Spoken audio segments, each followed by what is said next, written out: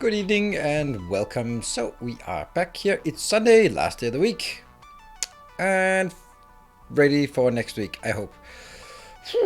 Had a busy weekend, but now it's good to sort of round it off with a nice casual bit of Satisfactory, so hope you are up for that. I hope you also watched my channel update from yesterday, celebrating the 3 years as a full-time content creator. Pretty damn cool, I think. It's always like when you sort of turn a corner like every year, then it's a cause for sort of self-reflection, I guess. I got like, oh, have I been doing this for so many years? I just saw on LinkedIn that one of the people who worked in my department just had celebrated 35 years in the same company. It's like, that's a long time to stay in the same company. 35 years. Damn. But anyway, that's I don't know. Maybe I'll celebrate 35 years in this business. Who knows? Hold on. That'll be 32 years more. I mean, who knows? Who knows? Who knows? Who knows? That's, yeah. So, but I'm pretty happy. It's always a bit gray by then. I'm already a bit gray. It's incredible what you can do with filters here. Just turning all of this less gray. The whole thing is gray, by the way. It's actually just an AI that puts any kind of color back on my face and here as well. So yeah, that's how it goes. Yeah, so I'm actually like the fact that I've been doing this. You're a living NFT. I don't think that's a good thing. Yeah, so I think I've been sort of reflecting a bit on like 3 years doing anything is kind of a sustainable amount. Like most restaurants usually go under within 3 years, at least around here. Most nightclubs go under within 3 years. So it's the rare one that sort of sticks around for more than 3 years. That's just the churn that is in some industries. And I suppose also in content creation, 3 years is, I'm not going to say a long time because there's been people who've been doing it for 10 plus years, but it's also quite rare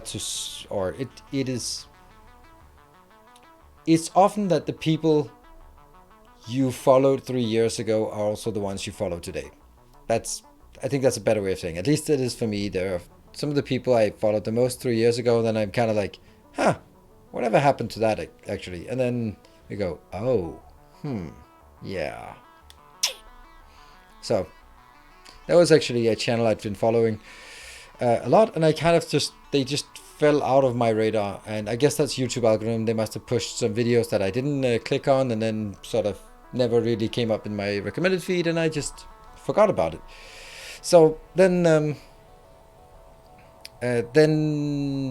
I saw they had like a New Year's update, and I was like, well, oh yeah, that channel. I clicked on it, and I was like, oh my god, this got bad. And I clicked on the channel in itself and got like, oh yeah, this really took a turn for the worse, both in terms of sort of content that I liked and also sort of the views. And I checked out Social Blade, and it just went, ooh. Well, Casual Flying, if you're going to be here tomorrow, I think you should ask that question tomorrow. It's a super good question. I don't think I want to go into those kind of questions right now because they are really AMA questions, and I'm going to host an AMA tomorrow where I think that is a super good question. So I'm just going to build a... Oh, yeah, okay, so that... There. Casual Flying, there we go. I think I'm just going to try to save that one, and here I'm going to make a new video, AMA, and then questions. Probably should also get a date. There. So we just, if there's some new questions comes up, then we'll just remember those as well. I'm going to spend some time tomorrow on collecting the good questions from the YouTube channel update where you've been asking questions. You can also add it there. Did I catch the start of the stream or the end again? I always start at 8 o'clock, so you caught the start of the stream. I mean, I know, for me it's like, it's the same time every day, but for you following hundreds of people and go like, oh, this guy's live, is it the end? Is this the end? This might be the end of the world, but it's not the end of the stream at least. Good evening, Tekevaro. They're a little black. things in the bottom of the camera. There. There you go. That's a lamp. I guess that's it, right? Also, that line, look at it. It's transparent. Whoop, you can see through me because it's a green line running across. That's the thing. So I'll just duck a bit.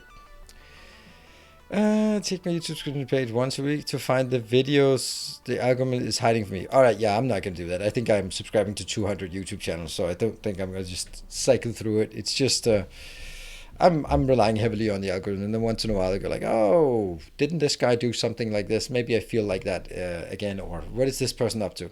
But you know, it was kind of felt bad to watch a channel that I had sort of admired. The point was that it was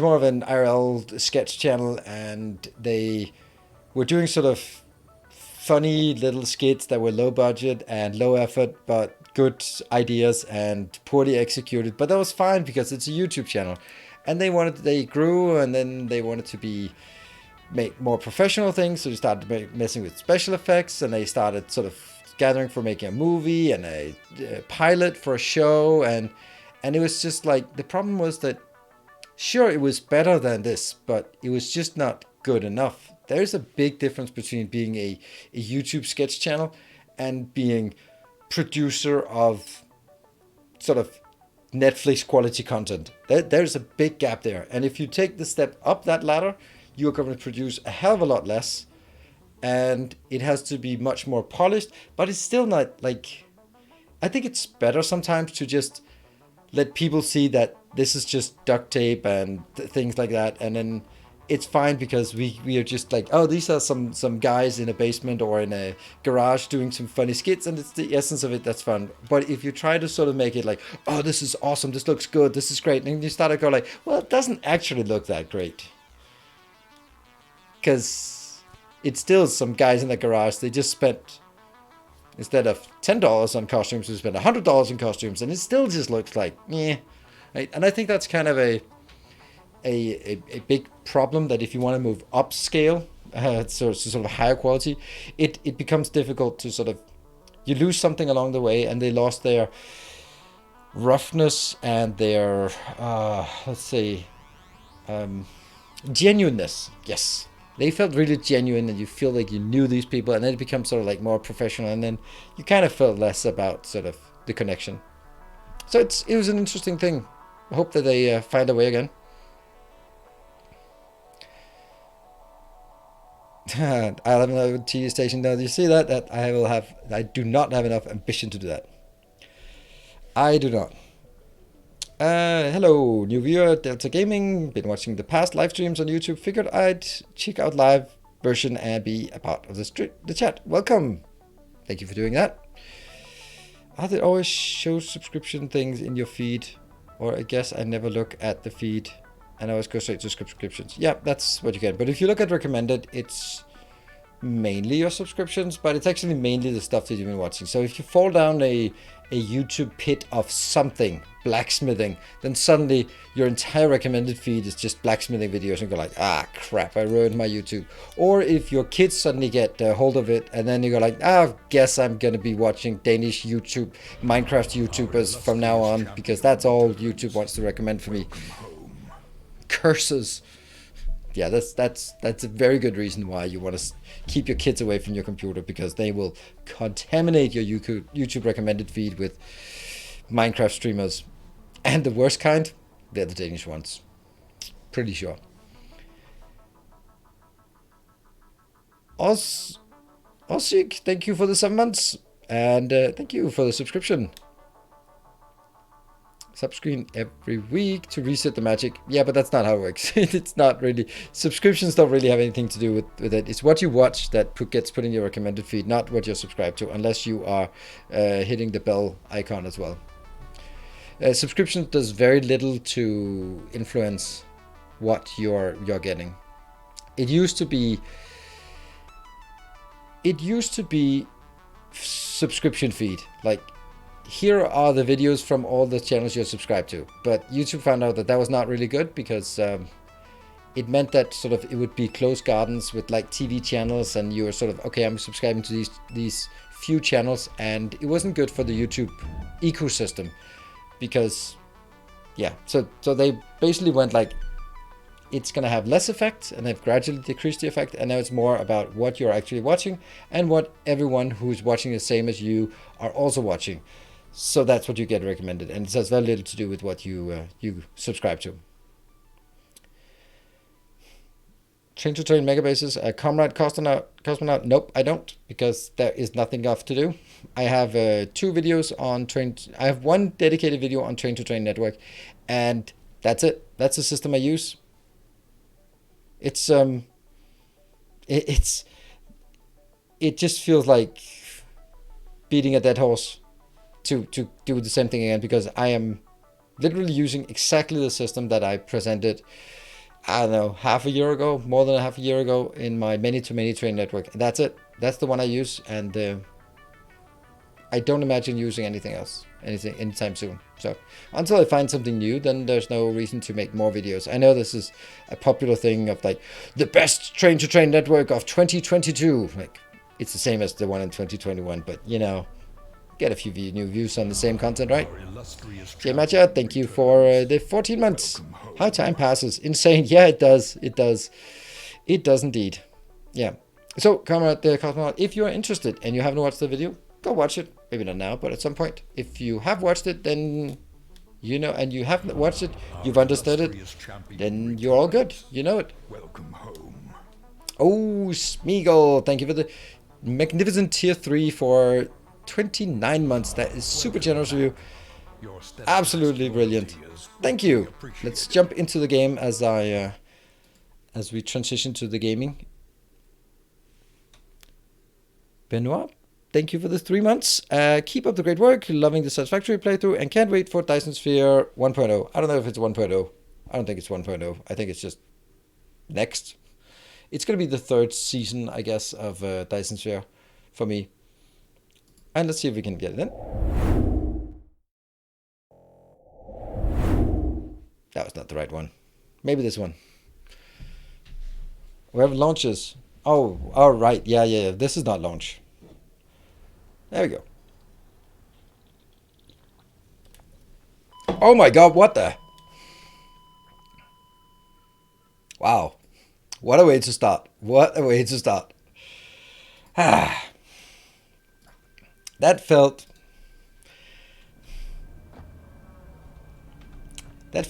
ever so slightly unfair. Where's my fuel? I knew I put fuel somewhere here.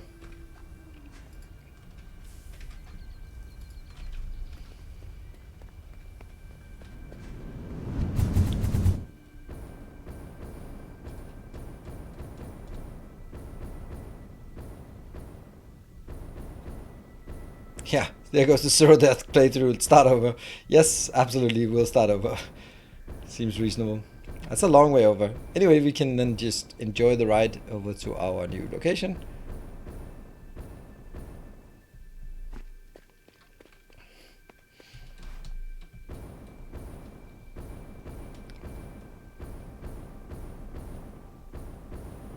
Did the stream just crash? Oh, hey, it looks live. Yes, no, crash.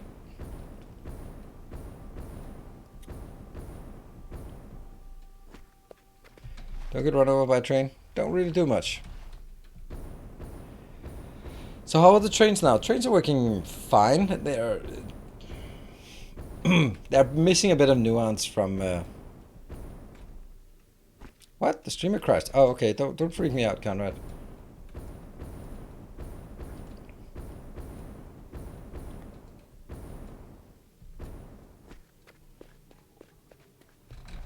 So much progress since day 11? Oh, absolutely. It's been a while since day 11. This is day 40 or something, I would guess. Alright, so we have the box over here. So this is what we're working on and will be the task for tonight. Oh, I forgot to actually get some more fuel before jumping again.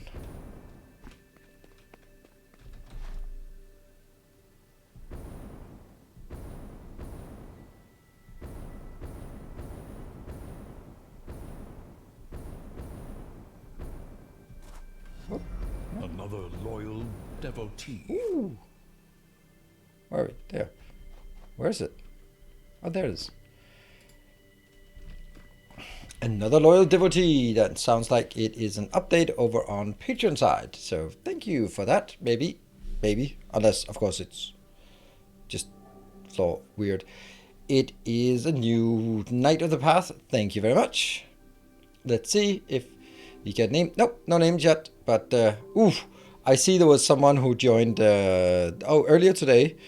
And I'm glad that you're not joining while I am streaming here, because the Discord name is some Chinese characters, and I don't know how to pronounce that. So, good thing I don't have to shout out that person. Whew.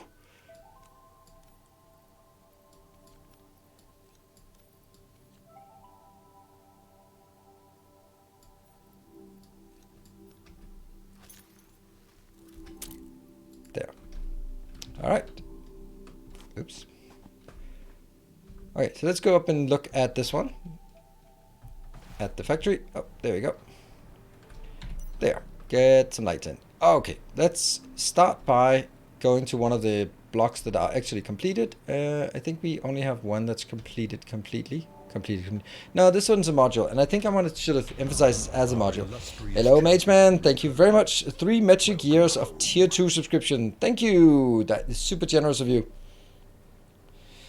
Hope you have time to watch the streams once in a while. I know that's been an issue in the past. Actually joining and watching the streams, or watching the content at least. Okay, so let's look at this. This part here. These 3, plus these 2, plus this one. That is a module. And it's a module making classic batteries. It takes 45 sulfur. 45 sulfur comes in on maybe that belt. Who knows? And yeah. And the next one is 52.5 alclad aluminum sheets. They come in here. These 2 are each producing 30 each, so one of them has to be, well, no, they all both have to be 87.5, I guess.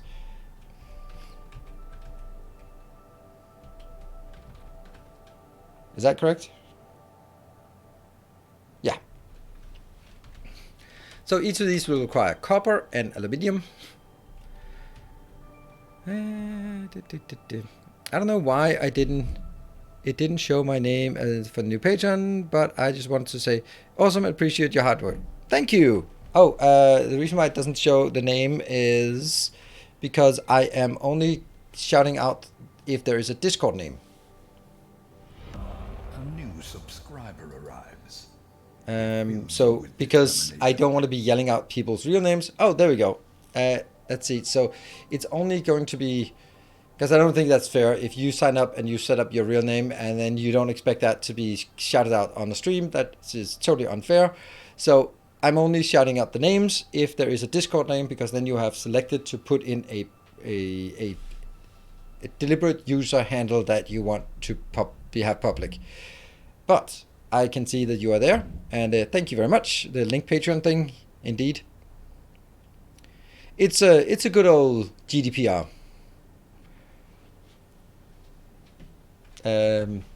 GDPR issue.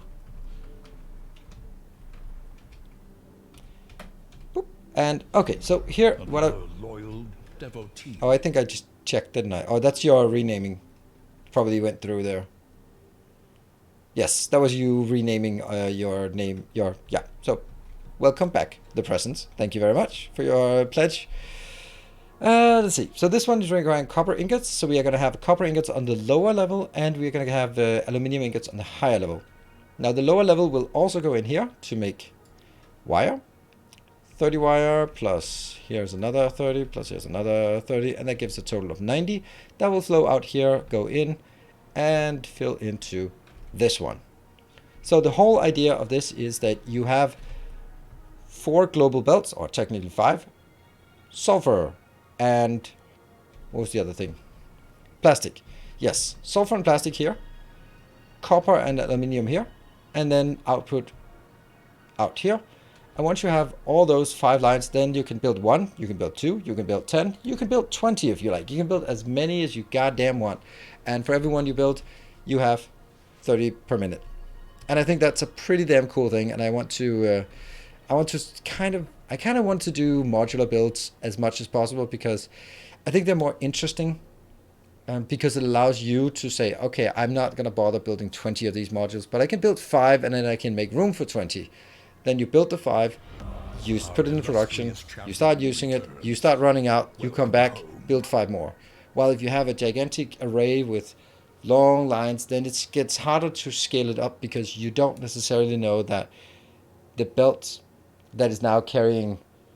First, you have a number of assemblers that are making wire, and then you put all the wire on the belt, and you put them in to some other place. Well, that can't be extended indefinitely because the amount of wire needed is just going to overfill a belt. So then you start having to plan out in advance for multiple belts in multiple ways, and it's just about more complicated. While this way, they take the minimum amount of resources inbound on these global belts, and then they will be, well, happy in total. I think that's good. And thank you, Lampy, for the 7 months.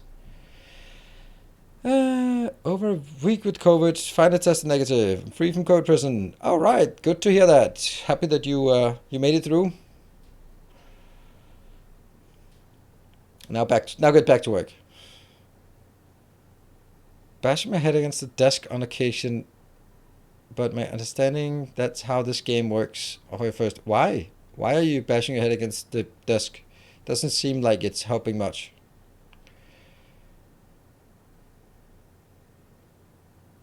What's the name of the miners mod you're using in Factory? I don't use any mods for mining, so no. Today's YouTube, I noticed an error you made during the signing. I instinctively tried to write it into chat. I guess too much watching. Yeah. Corrected it later on. Okay, perfect. Yeah, that's something I see often, like, it's a mistake, and then later on, edit, you fixed it at, and then another timestamp. I'm like, nice. Stuck until I looked up a couple of videos of yours being, appreciate it.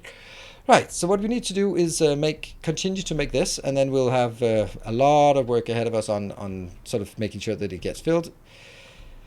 Let's see if I can remember what we are doing. I'll do this one.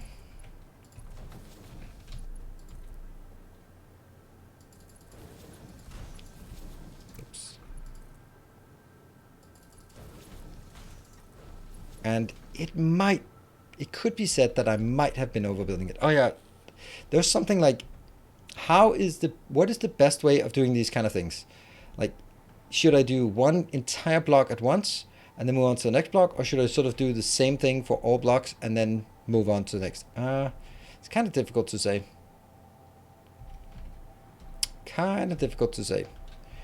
I think that we definitely need to make one block.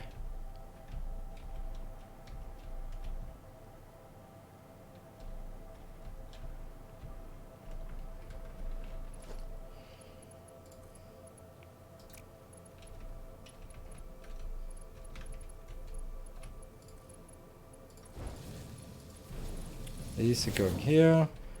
But is that a good idea to build those yet?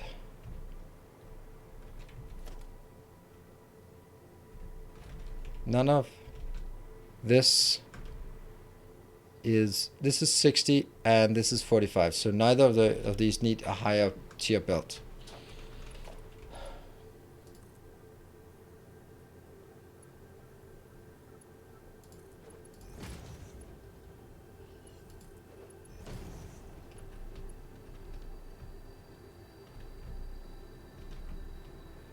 And then I think I want to do this one.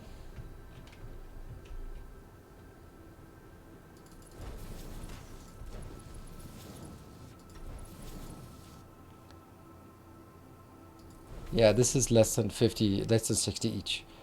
Good. And then I think I want this part going over here, which I can't do until I build this part here. It's gonna have to be out here. 1, 2, 3, 4.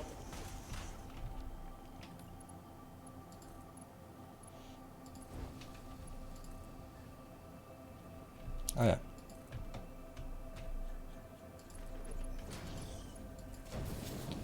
So that's going out. I think it just feels better to do all of it for one at a time. So it just feels more complete. Except I guess I'm not doing that anyway.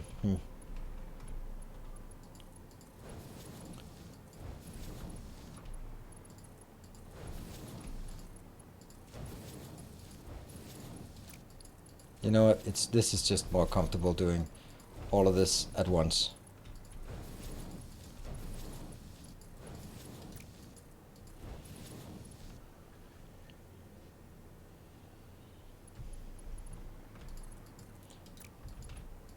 I don't think we can expect to see blueprints in the sense that we are used to from Dyson Sphere Program or Factorio, but I think that what we can expect to see is, or not expect, but that's what I'm hoping, is some kind of multi-select copy-paste.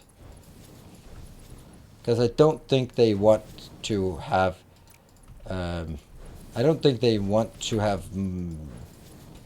I would imagine, I don't know if they actually do this, but I would imagine that they would be looking at, that's the kind of what I've sort of seemed to have heard them in the way of looking at it, like stuff like Megabase in a book is the stuff they don't want. They don't want to have things sort of being solved and just looking up builds in a others have built and then just implementing those mindlessly. I can understand that. But I still think there's a lot of room between that and the nothing we have today.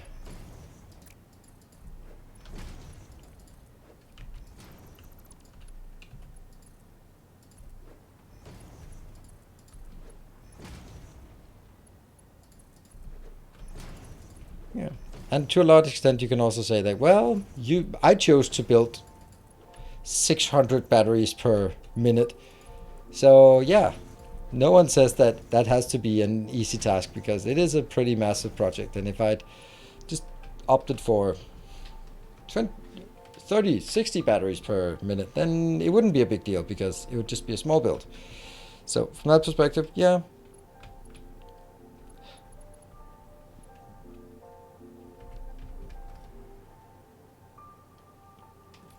Okay, let's do this one exclusively.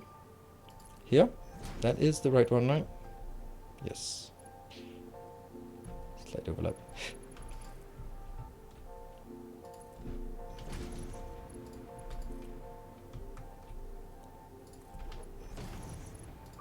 Whoops.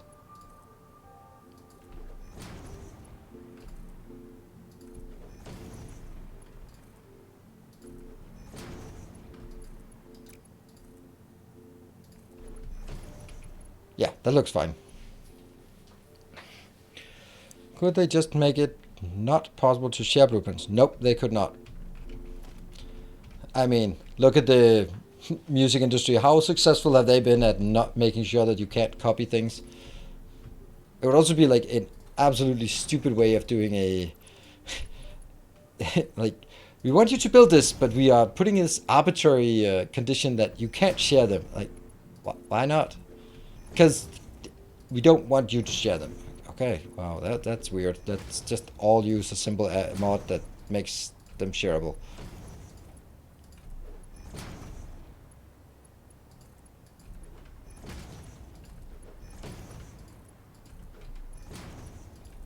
Because I think that would actually feel more like deliberate obstruction than it would be like, oh yeah, we haven't had it on our blueprint. It's not high priority. It would be more like, yeah, fuck you. Okay, wow, that's nice.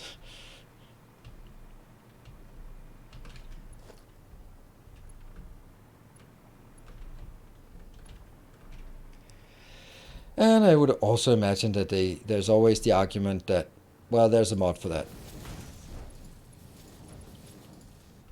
Which I both agree and disagree with. I think that it's fine to have mods for variations and stuff like that, but I think that the main game should be fully fledged and functional in and of itself. And it definitely is. It just suffers a bit when you get to mega basing. But that's fine. We'll endure. And at the end of the day, it also kind of feels like longer than it is. If you're sitting there watching a stream or trying to do some work at the same time or listening to an audiobook or something like that, then, you know, just working on your factory, and you'd spend an hour doing that, and it's like, that feels good. I think so. I think so, at least. I think it feels good to do that.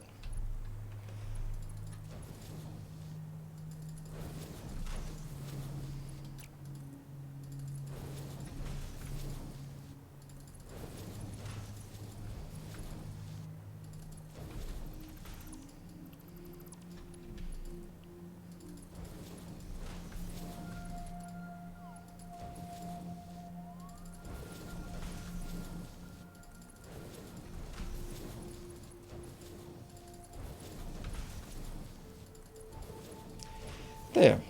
If you wasn't talking, this would go a lot faster. I could stop talking, but then I don't know. Do you think it would be? I don't think it would be that much faster if I wasn't talking. Oh, you mean like your work would probably be faster, or you setting up yourself? Ah.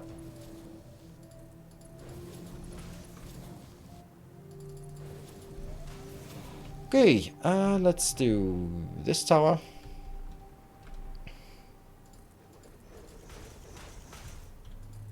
It's 4? It's 4. Ah, how is... Oh. Huh.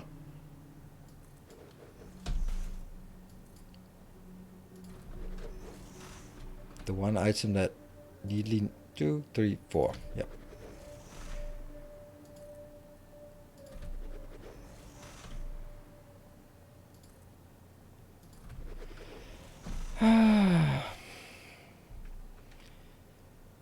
One small change that would be nice is right angle mod for belts. Both yes and no. Like, I think it would be nice because I'd save a tiny bit of time. But on the other hand, it's also one of the things that very noticeably distinguishes me from any other base. There's just something that you can, if you see a base and it has none 90-degree turns, then you know for sure that it's not my base. You can't say it the other way around. Luckily, like, you can't say in Factorio that if you see a base with city blocks that is my base, because it's kind of proliferated.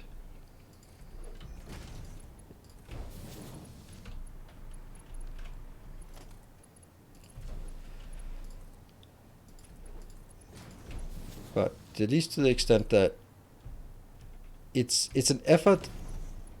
You have to put in a small conscious effort, and I mean, for some it's probably big conscious effort that it would require, but hey, all of my designs are catering for it, so this just, you get used to it.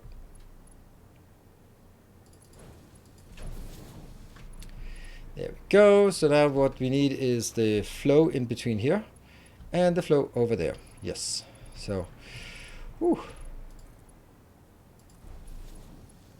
Hold on. That one.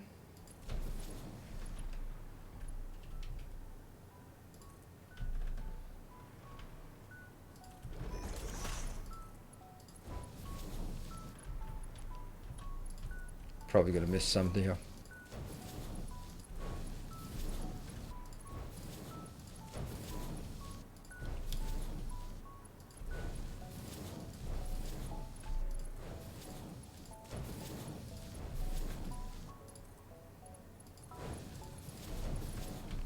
Sometimes a really grindy game is an advantage for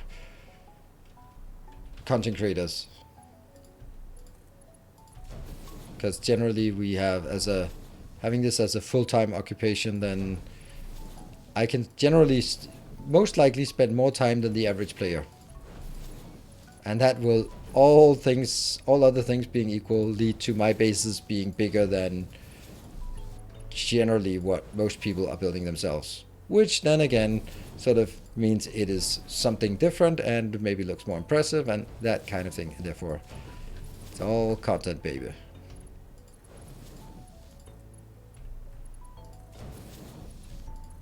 Sometimes I think about, like, before doing content creation, like when you build like really cool things, and then I just see it so regularly, that people building really cool things and then sharing them on Reddit, and it's like, this is a 500-hour effort to build this thing, and then you share it in a post on Reddit and it gets a handful of comments and a few attaboys, and then that's all there is to your 500 hours of effort. And of course you didn't do it because of the recognition, but it still sometimes just feel like, if you want something cool, you'd also want to share it with the world, I would imagine. At least I do. Hold on, where are you going? How did that one not go? Let's see.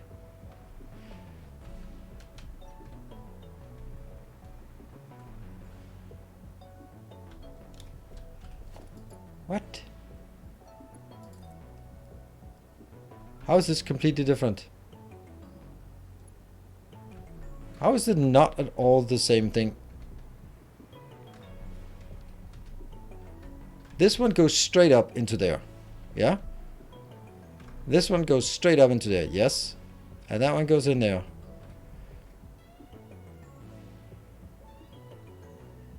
Reaches in.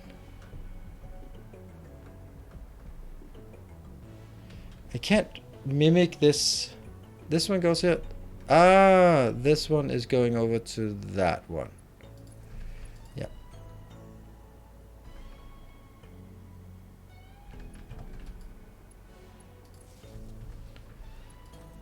And then that goes straight in. And the other one goes same. And then this one goes, this is the one that does below.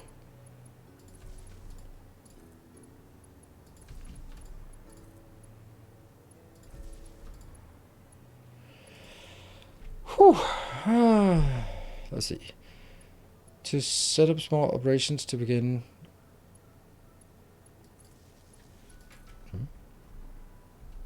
Lift are missing on the second manufacturer to the left. Thank you. I'll check. I'm not sure which one that is, but I'll look at it when I get this one done, so I don't suddenly get stopped halfway through this.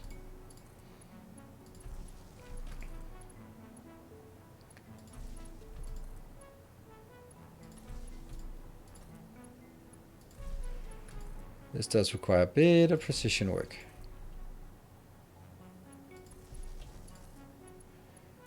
And I feel super hungover today. And I'm not. And it sucks that I still feel hungover.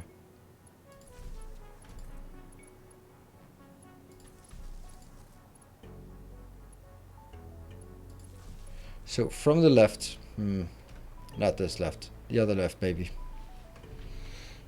City blocks are kind of changed, used to be 4 power poles in each side, since some that are more rectangular or even hexagonal. No, they have not changed.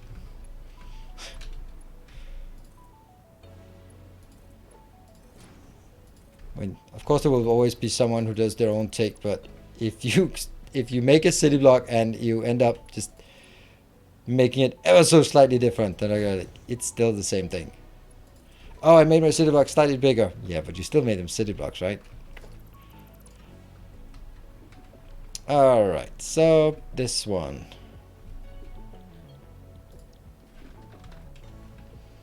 Let's see if we can get all of this. Oops. Fired up. I would definitely not say that they changed. It's not like if you see someone who... Oh, why is this one not? Oh, if you see someone posting a base where you just see all the city blocks, then odds are those city blocks are pretty much this copied from yours truly. Good evening, Grundig. And there's also like a lot of just, hey, this is a good concept, but I want to make it my own. So I'm going to make them slightly smaller, slightly bigger, slightly less. Still,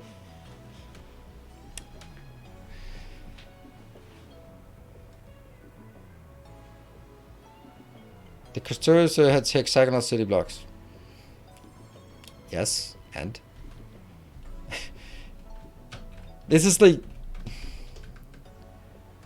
it's a poor argument to use an exception to disprove a general rule.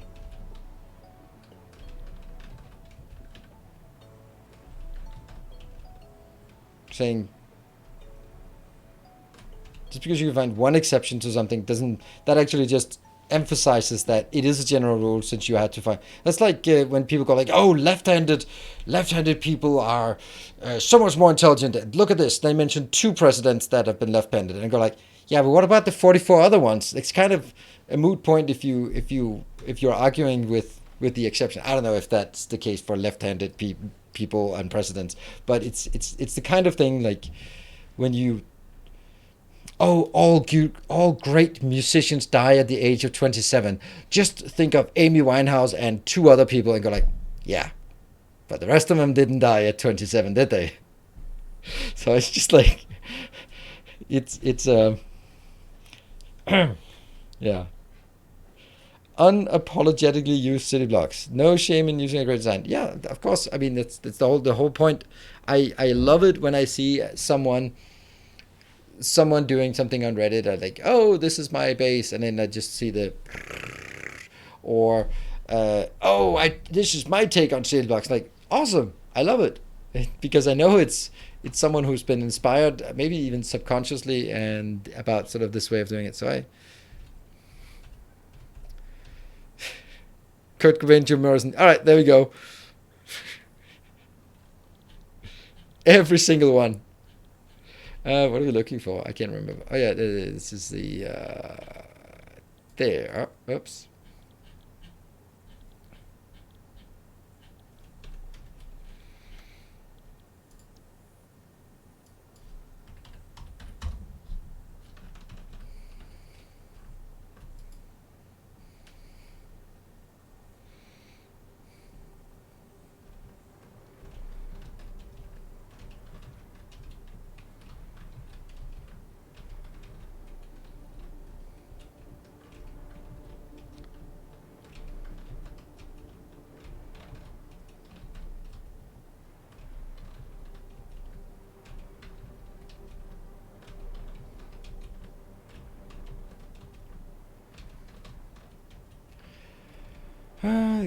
Die of old age. Johnny Cash when he did the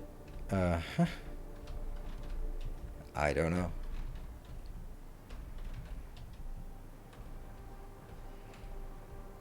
Honestly, not really. Honestly, don't listen to music. Not because I don't like music. It's just that there is no time that I would listen to music. There's no point in my life where I would be like, this time would be nice to have music in the background.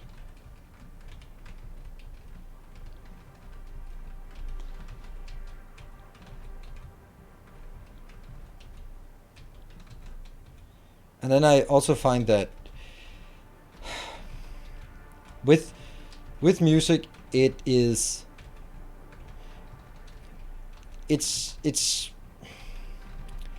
it's like finding it's like having a girlfriend. You spend more time looking for it than actually having it or enjoying it, right? So spend an incredible amount of time on finding the right one and very little time actually being with the right one. Same with music. You spend an awful lot of time and go like, is there anything new? This playlist? No, I don't like this one. Okay. Yeah.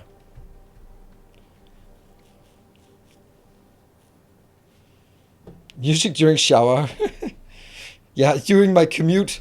I mean, I'm literally looking at the entire length of my commute, all the way from my bed to my desk. It's all of.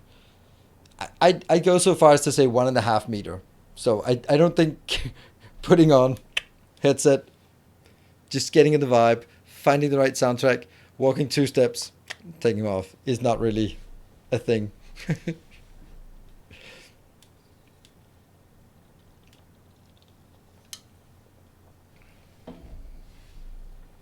Is your toothbrush in between your bed and desk?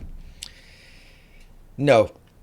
But what I do in terms of brushing teeth is it's all about averages. So once a month, I brush them about 60 times, and then I don't have to do it for the next month. So that's kind of how I do things.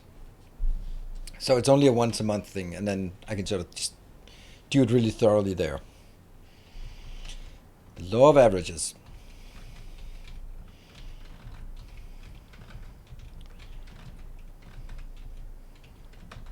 Yeah, but I do it 60 times, so it's okay.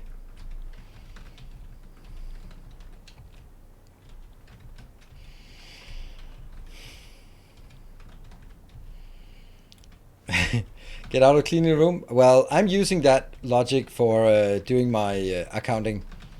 I found out that I have to report my VAT every quarter. So I was like, that means every quarter I have to do my accounting. And then I found out that I could just report 0 and then adjust it at the end of the year. Well, there we go. I now only have to do accounting once a year. So that's what I do. I don't even. When I opened my my accounting software on the, I don't know, what was it, 10th of January, to do the accounting for last year.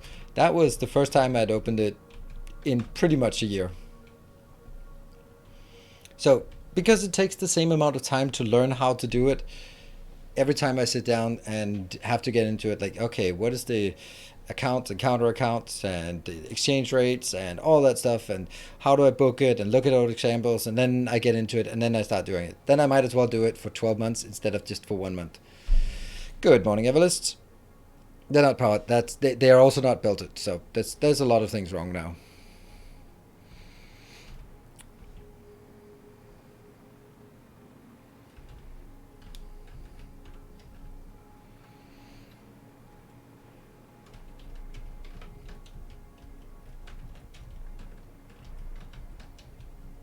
Do you play Age of Empires? No, I do not. I have no interest in it.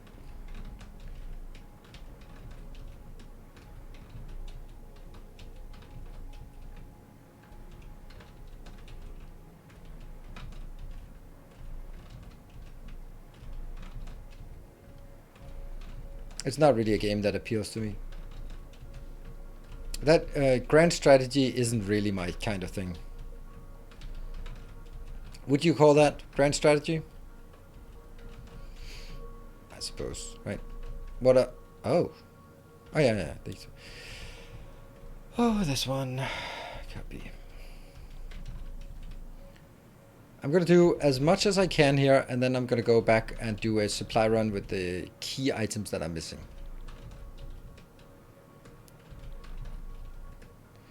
And good evening, welcome. Remember, I also have an AMA tomorrow, so if we are, if you have some oddball questions that you want to hear my take on, then that is great for sharing them for tomorrow. Isn't grand, but it's fun though. What? I don't know. What is grand strategy? Grand strategy? That's like what are they called? I don't know. Then StarCraft. Okay. Well, granted, I haven't looked at it. I maybe seen like 2 seconds of it from the new Age of Empires 4, and I got ooh, and I'm like, ugh, ugh. Stellaris is great, and also that Europa Universalis. That's grand strategy, right?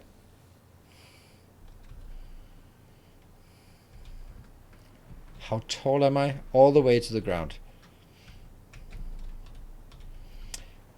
In my dating profile, 6 feet.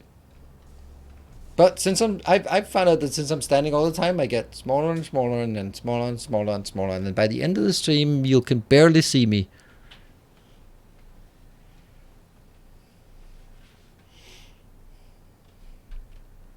Crusading. Let's do this part until we can't do that anymore.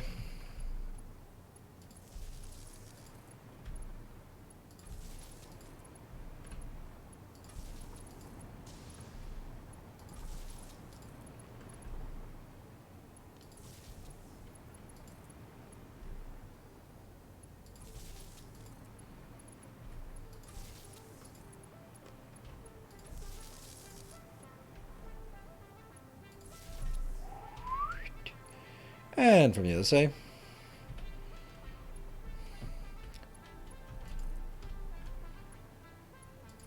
Yeah, this can go straight in, and then that one also hugs the same one.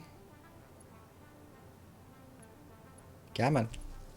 This one will be the one that ducks underneath the belt here, and that goes straight in, and that gets it to the same. Ducks under, straight in, and the sharing. Duck under, straight in, and sharing.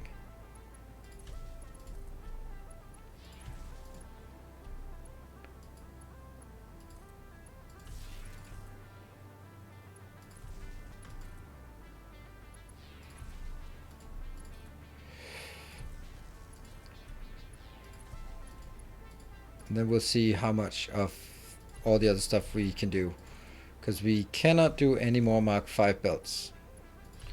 Fresh out of that.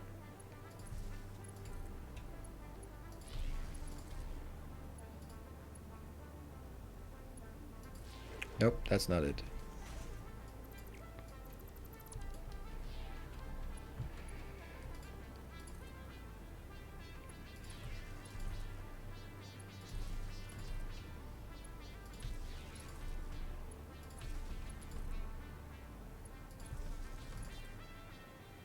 There. And the final power line. There we go.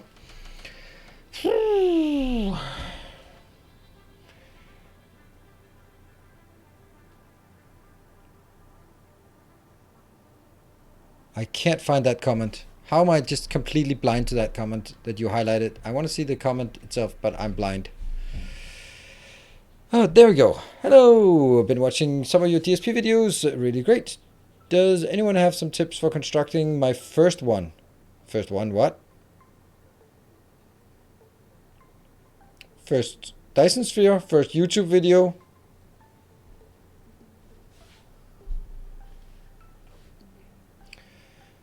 Does the Northwestern manufacturer have 2 or 3 wire makers? Northwestern. They all have 3. Right, Dyson Sphere. Make something simple.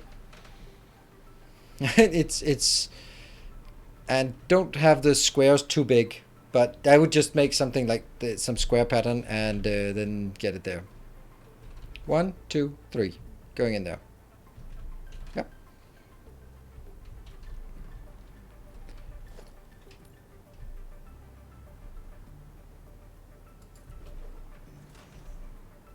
Oh, we are also out of iron. Oops. Very, very soon. So, not surprisingly, it is iron, and it is... Oops, that's not correct. That is also not correct. Wow, that's also not correct. Wow, this is just incorrect in so many ways. Goes that one. And it goes this one. And... Nope.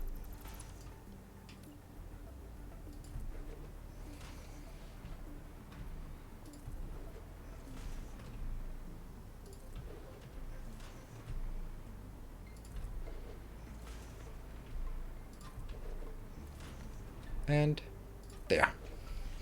Let's see how much can we see. No aluminium sheets and barely any iron plates.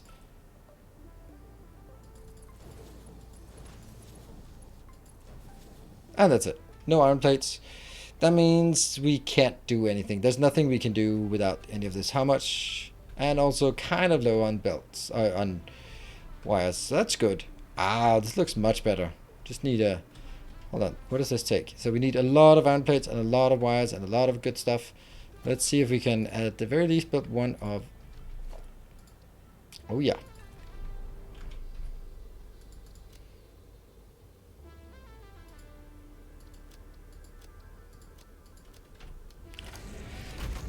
We can pure mods, complex mods for Satisfactory like Bob's and Angel Factor. I'm sure there already are, but I'm sure.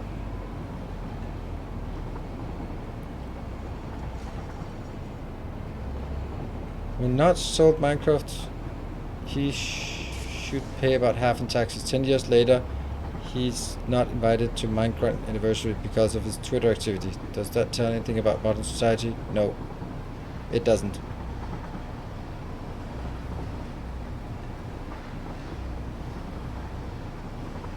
And KKK is the worst way of spelling billion.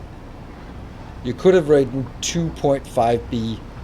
So I'm kind of, see, already there when you're deciding that that's the way to spell billion, all my alarm bells are already ringing.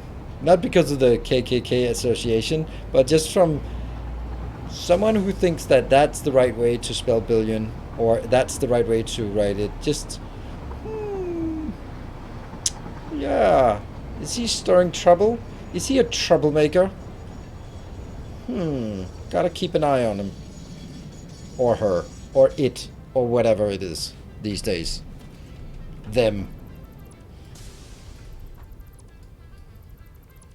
It's the subtle things that make you suspicious. Isn't that an Eastern European? I would not imagine that it is, but I don't know.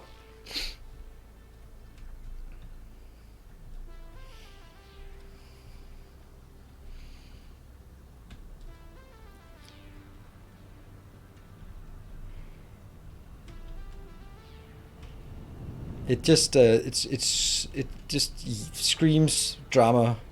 So that I can explain. Well, don't think you need to. You don't owe any explanation.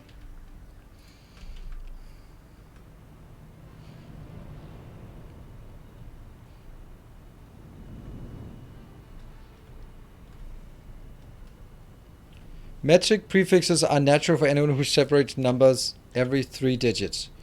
There is no one in the whole wide world who can argue that KKK is a valid abbreviation for billion. No way. Try putting that in a peer-reviewed article.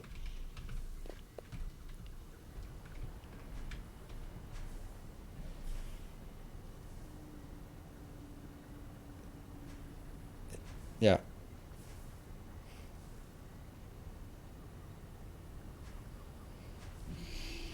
How can a single person be plural? That's pretty easy. The royal we. It's very simple. How can a single person be multiple? For example, when the hype train trigger, this cool overlay thing is not working, then we have to fix it. But that's not me. But we have to fix it. But when someone comes in, that's a really cool thing that you built, and then I go, yeah, we built that.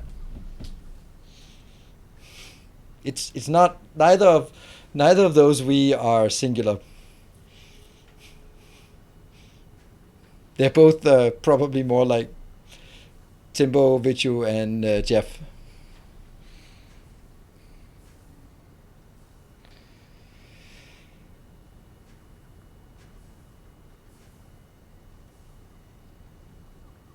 Yeah, billion means different in different languages. Yeah, actually, you can compare English and traditionally English and American.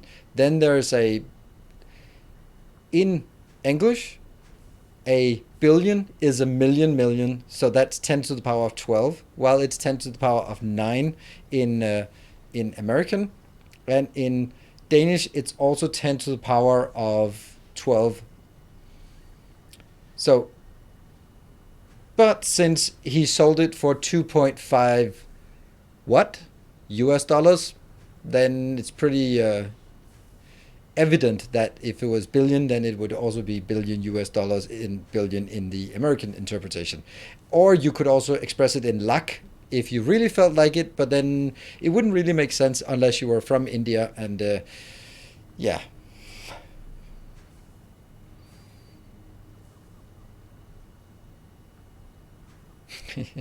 Hey, I got the luck before before anyone else mentioned it. I was like, I gotta find some weird unit.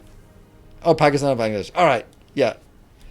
that neck of the woods, right? That's kind of that area.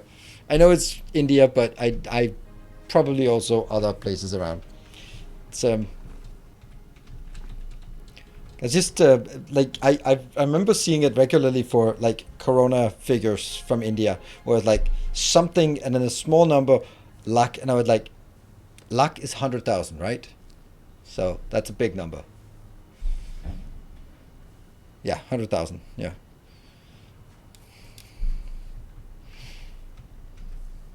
I don't even know how. What about Roman numerals? How do they go? How do they work above 1,000? Like M is 1,000, but what is 10,000? 100,000? Does that even exist in? But many places write numbers. Okay, I don't know what the many places are.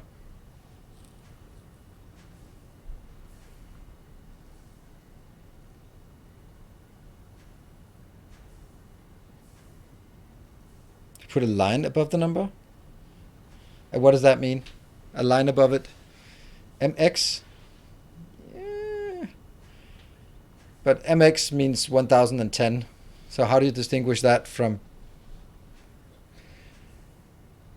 It multiplied by 1,000. Okay. Line above number means 1,000 times. So V line above is 5K. Okay, interesting. Oh, that's nice. That's nice. I mean, I could imagine like for stuff like soldiers, population, you'd need something bigger than some bigger numbers, right? Is the room number for 10K above? Yeah. Okay. Cool. Anyway, the size of a legion? Yeah. Probably a legion. Anyway, we are going to take a short break and then we'll be back with weird number theory more on the other side of the break. So be back in 2 minutes. Don't go away.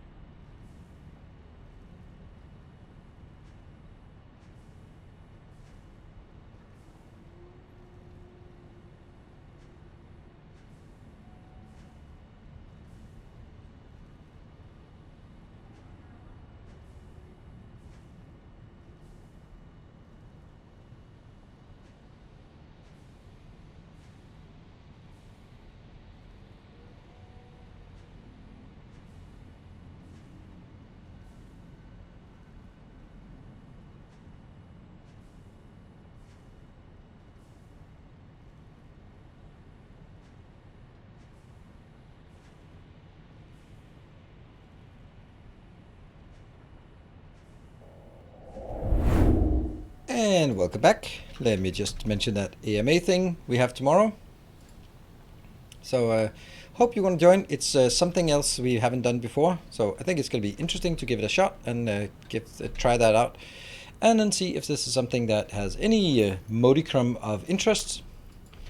What I will do is I'll be hosting it, of course, here on Twitch. You can join with putting your questions in the video from yesterday, or on the community post, or tweet it at me, or show up to stream tomorrow and mention it there. So that's, whoops. And then I will go through as many of those questions as make sense. And of course, if there are questions that I don't want to answer, you know what? Guess what? I'm just not going to answer them. Isn't that wonderful? Because it's ask me anything. It's not I'm going to answer everything. So there might be some things that I just don't want to answer. But anyway, that should be a fun thing to try, and if it's something you want to go, so it's an opportunity for you to sort of, if there's something about sort of, hey, how is it to, oh yeah, we forgot this one. Oh, we're almost out then. And the last one, I guess. What is it? What do we say? We got that, we got that, we got that, we got that, we got that. Okay. What else do we think we need? Probably something important that we don't realize right now, but yeah, we'll find out.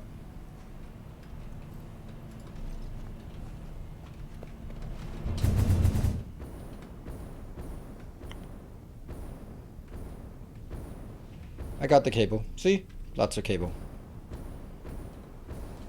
It's always cable. It's always cable. Yes.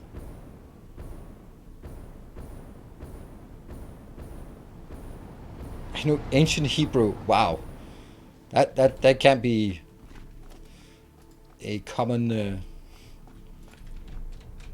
that sounds like an incredibly difficult thing to know.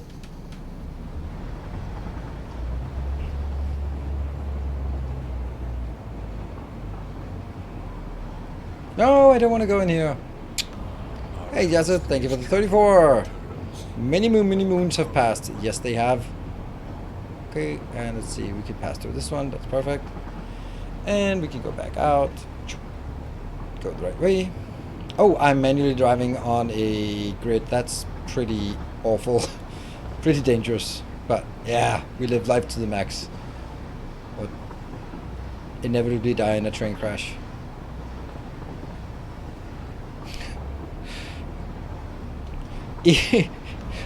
Okay, I'm getting a bit about carb here, but thank you, Executor. If I die in a train crash, I want my gravestone to say he died the way he lived.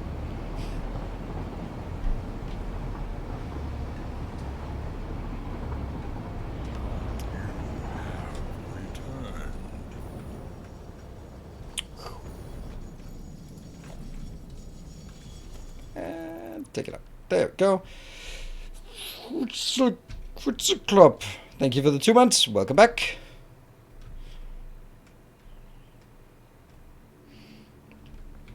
All right, let's do this one.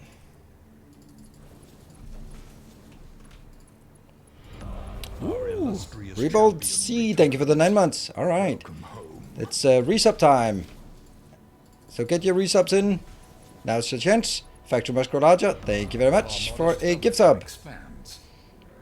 Oh, you gifted it to Chris? Or was that a random one? Or did it randomly go to Chris? Or did you target it? And you gifted to the community. So it randomly went to Chris. How appropriate. And Chris, you just gave away subs last time. And then you didn't even gift a sub to yourself. Hey, Grandic, thank you for joining the hype train with a ticket, 200 bits. And a lot of felons with 300 bits, joining a bit of a higher class ticket to the hype train. And MDub, thank you for the 9 months. How are we doing today? I think we're doing great. A bit hungover for some reason. Went out partying yesterday, so the unfair thing is I've started getting being hungover even if I don't drink when I'm going out and partying. It sucks, right? Tales of our endeavors proliferate. Ooh. Mr. Fika, thank you for... Fika?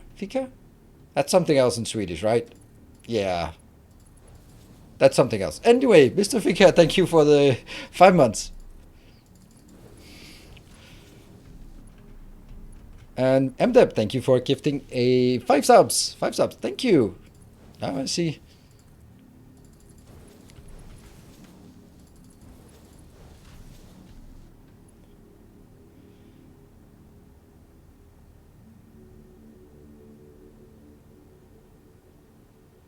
Food thing is...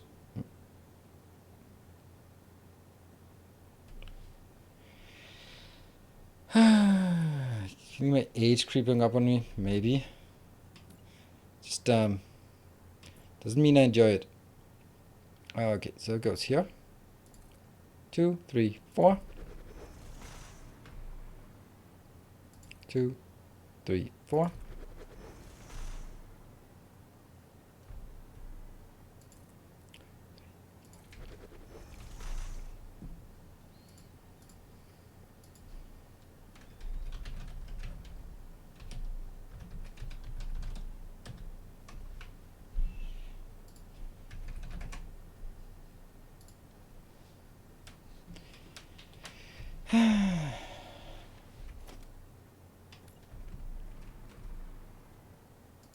2, 3, 4. 2, 3, 4.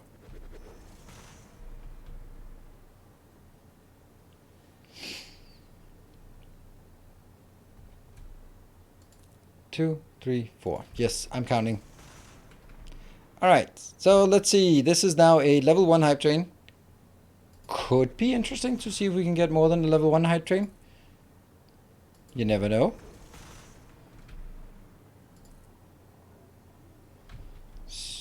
Two, 3, 4. Good. Now, so far so good. We are going to go over to this part. And let me see if I can get this right. Okay, so the lower one here. That one. And that has to be... Okay, so not the... Oh, they're rotationally symmetric. Okay, so should we say that you guys keep track of the hype train and I keep track of the base, and then we'll each have our things we'll keep track of. I will do this one here. 1, 2, 3. And then that goes the other way. 1, 2, 3, 4.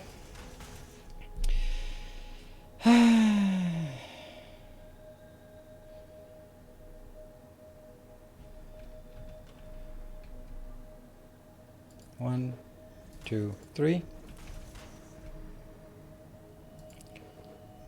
2, 3, 4.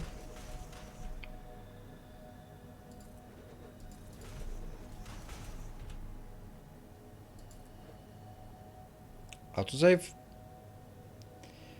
All right, we're coming up on 1 minute, so almost over. If anyone wants to influence the train, don't wait any longer, otherwise it will just stop at one station. 1, 2, 3, 4. 4? Yeah. 1, 2, 3. 1, 2, 3, 4. 1, 2, 3.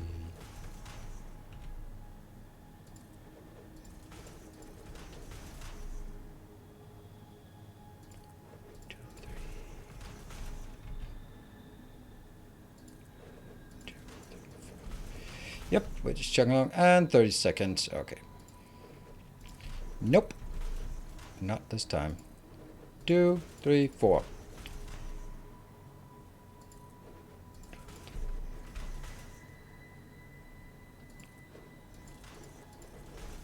And that one is done. And luckily I didn't even check this, but I think this one's incorrect.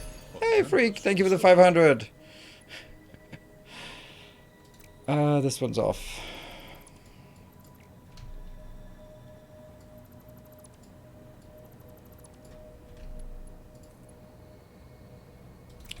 Oh, the other one was okay.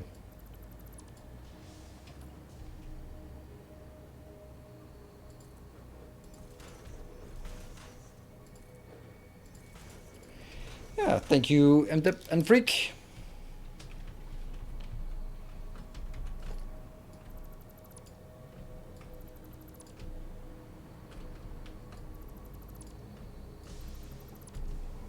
Yeah, oops, don't cut the power line.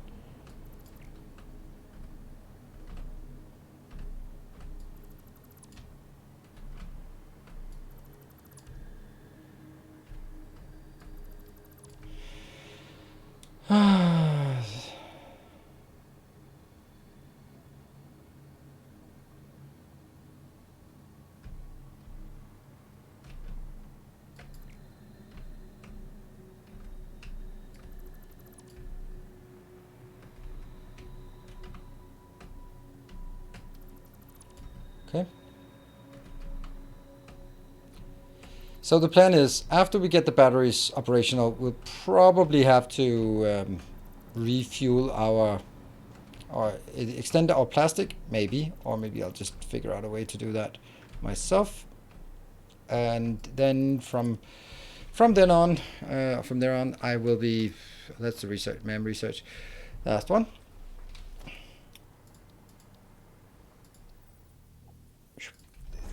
And that's the final one. Ta-da! That's it. No more.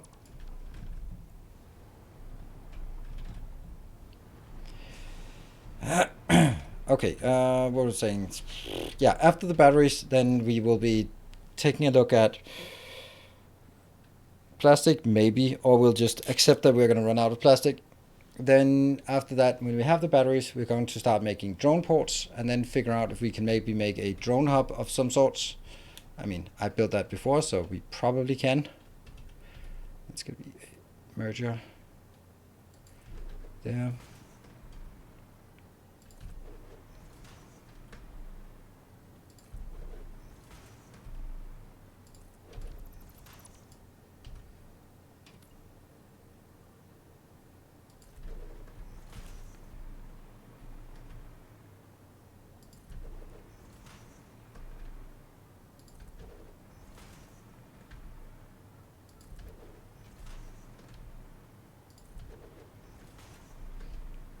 There's a wee bit of repetitiveness about this. Oops, yeah. Okay. Inbound, inbound, inbound. Yep.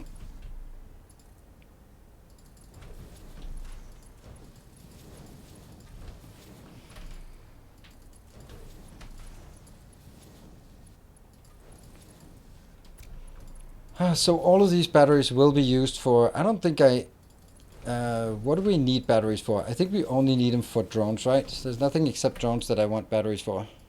Really would be nice if drones were a bit faster, because by the time you get the drones, you've pretty much built everything else. We're probably also going to run out of power at some point, but it's bound to happen. Whoa, that's not great. Will you need colors? I've already taken them down. They are upstairs somewhere.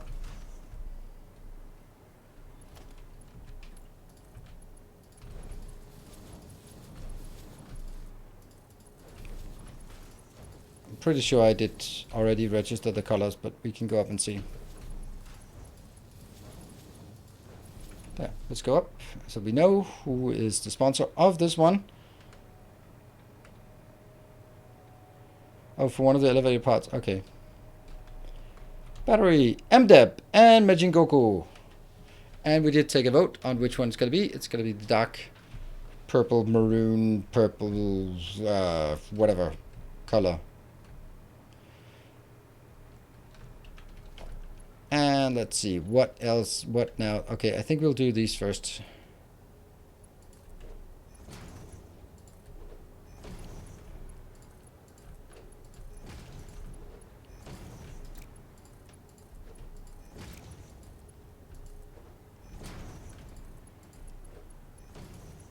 If I'm really just thinking about it, it's not that much more that's missing.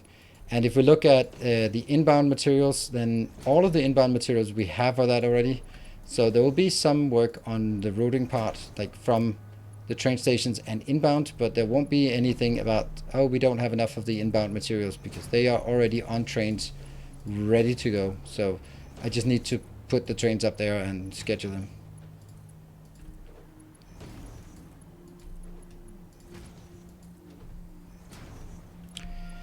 And then we built that one, which will need to go this height.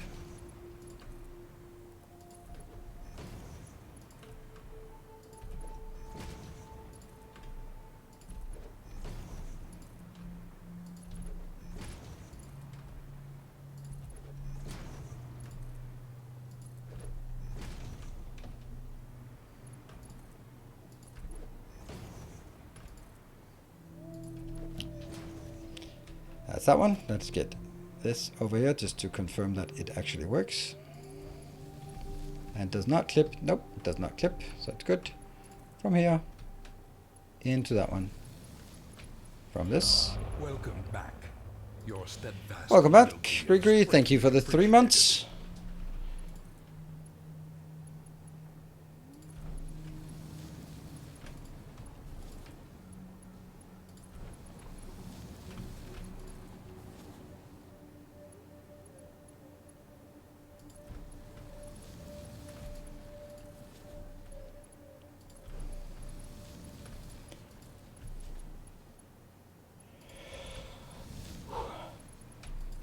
And once...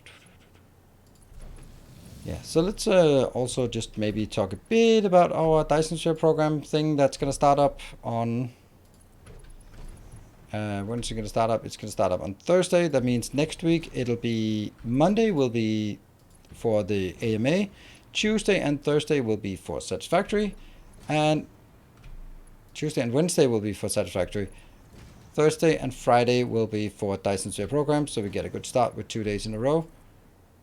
And then it'll probably be from next week. I mean, not the one starting tomorrow, but the week after. Oh, sorry. Week after will be more along the lines of 3 days of Dyson Sphere and 3 days of Satisfactory. For as long as we want to do either of those, or until we really feel like there's something new coming that we want to try. I would like to play some Sekiro before, before Elden Ring comes out mid-Feb, but maybe won't be having the time for that.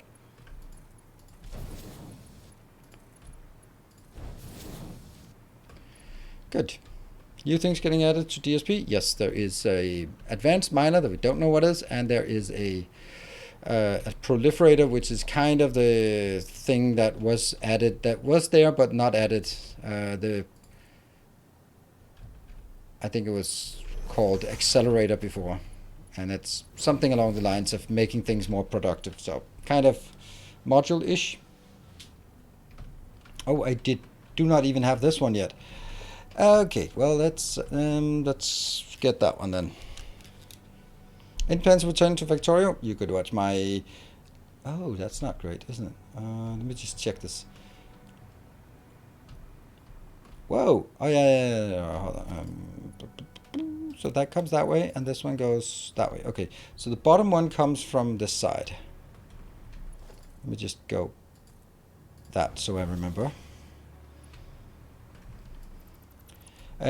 Returning to Factorio, well, I am playing Factorio, but I'm not going to play it any more than what I do until there's something new in Factorio, because I've pretty much done all I want to do in Factorio until there's something new coming.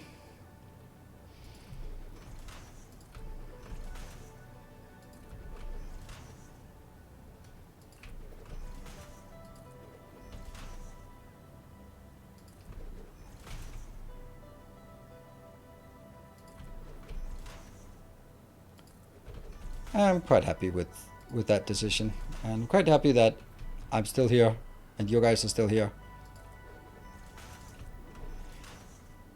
I think that sometimes we have a biased relationship to Factorio, because if you've been playing Factorio for a long time, then it was the only one in the market, right, for like factory building games. And it was genre defining, and it's an absolutely amazing game. But it's also very old, and it does sort of feel pretty old, and there's a lot of things about it like that we sort of just accept because it's Factorio, but we would never have, if someone came out and did Factorio today, it wouldn't be a great game. That's my honest opinion. It would not be a standout. It would be like, oh yeah, that's a Factorio clone. But I mean that if there was by today's standard, it's super difficult to get into.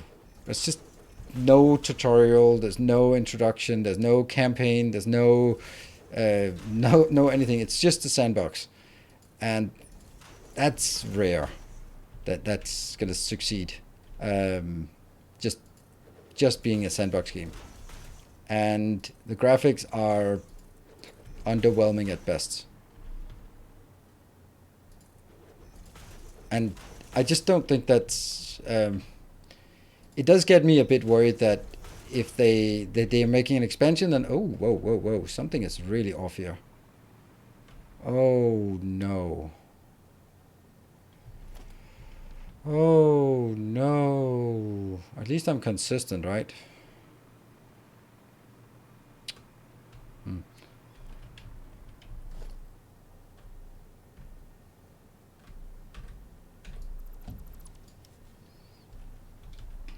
Damn it.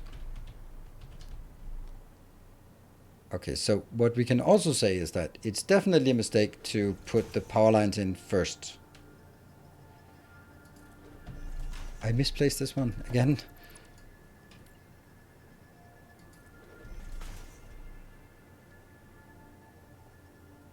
Look how easy it is to misplace it. Damn. So anyway, what I was saying is that I think that if Factorio comes out with an expansion that's just, let's just say as some people are dreaming about, like, oh, it's just it's just space exploration, I'd be thoroughly disappointed. Still play it, still do guides for it, but I feel that's super underwhelming if they spent 2 years on building it, right? So what are the things that we can? There has to be something that's so unique and different that can't be done with mods, and something that sort of takes it into. Hey, oh, these are good, right? Yeah, they're good. I mean, I don't know. What do you guys feel about it? Like, I think that Satisfactory in many ways it has a problem with automatic builds and stuff. Dyson Sphere is way better than that. It just has to compete against Dyson Sphere and Satisfactory and Captain of Industry for that matter, which is like a really small product. And they're an established team. There are lots of people there, so I don't know. Maybe I'm just rambling here.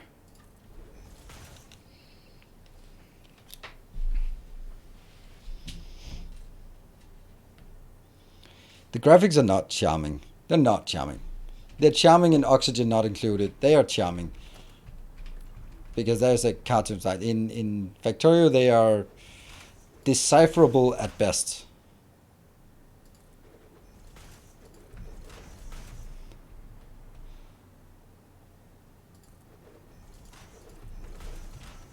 I think we're just honestly being blinded by our love for the game. What the?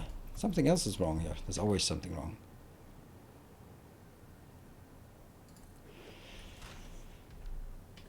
That isn't already a mod. Multiple levels. I hope that's the thing I hope for. Multiple levels. Like fully integrated multiple levels where you dig out and you build things underground and you can build multiple levels. That's something that, and then you go like, oh, but you can't do that much. You can't do that much. Yeah, but not really very, very well. You can't really get trains to sort of go up and down a level and that kind of thing. I think that would be something that definitely would feel interesting. That's sort of very much within the realm of possibility. And it would give a lot of new design challenges. Like, how would you do like something overground, something underground, and like get some kind of verticality to it. Of course, space would also be like probably the most natural thing to add. I'm completely blind to. Okay, these two, yeah.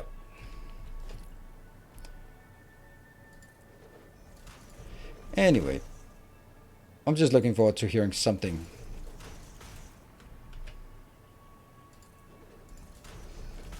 And I'm sure it's going to be great. But the bar has also, my main point is that the bar has been raised so much. They can't just do more of the same and then expect the same outsized success.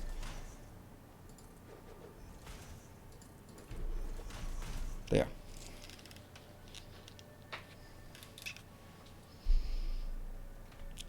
It's in space. They could use all the, and what? Some too. What? Has an artist in the team who has experience with that.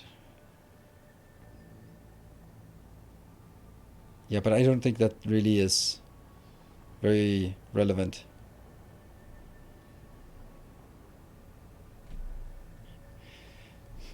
I think that people are blinded by the fact that Arundel has joined the team. I think Arundel joined the team because he is very skilled, and of course his resume is the mods he has made.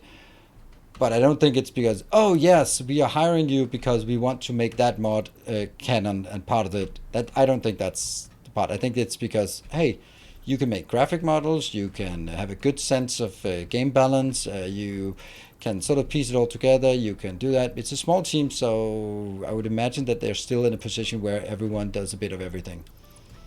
And it's not like, okay, you are just absolutely 100% just technical artist, and that's what you do.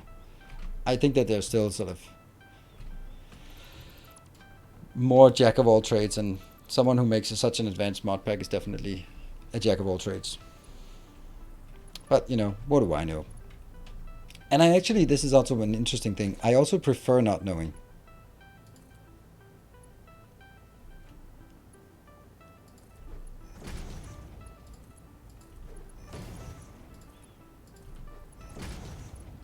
Because if I did know, then I would sort of be like, I can't talk about it because I actually know something, and then I can't talk about hypothesis because I know something, and then I'd either be leaking or I'd be misdirecting.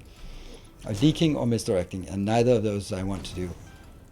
So by not knowing, I can happily talk about what I would hope and wish and dream for.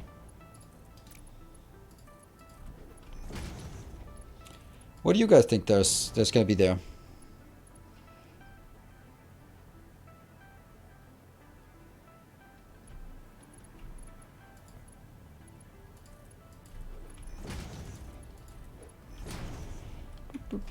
Let's get down. Let's get all of these in. Oh, please don't be awful. Yeah.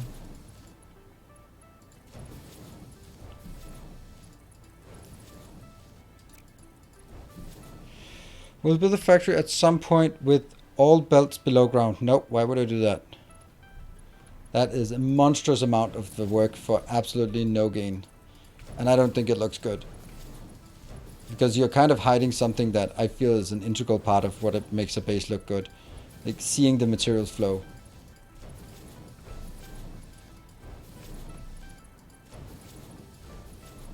So I don't have any intention of doing that specifically.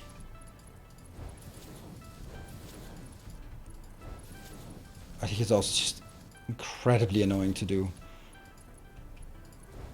Maybe it isn't. Maybe just build all the machines and then you tear down all of the concrete and then build things a couple tiles down and then just lead it up.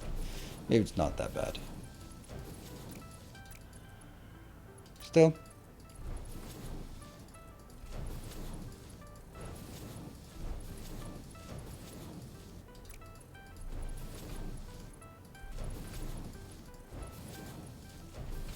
Okay.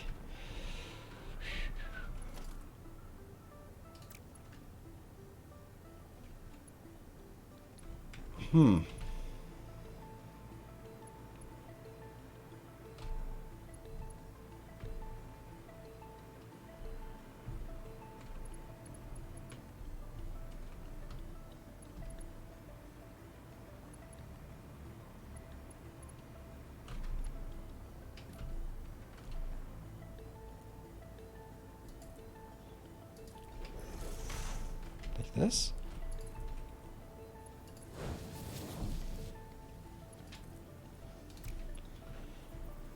I'm getting worried here.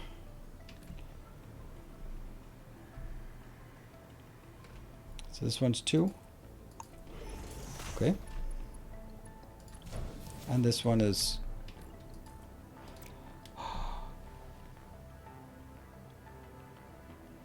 How did I miss that? How did I miss that?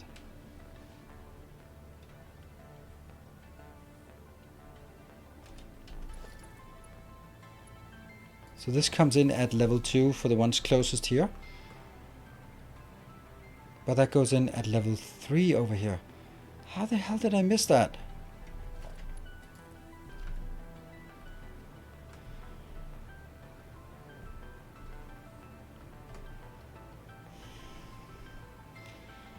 Both towers and DSP this time and set up a proper network or just spam the big tower. There's no reason, until there's a reason to use the small towers, I'm not going to use them. I'm not going to force myself to do something that's really inefficient and bad. that comes in here. That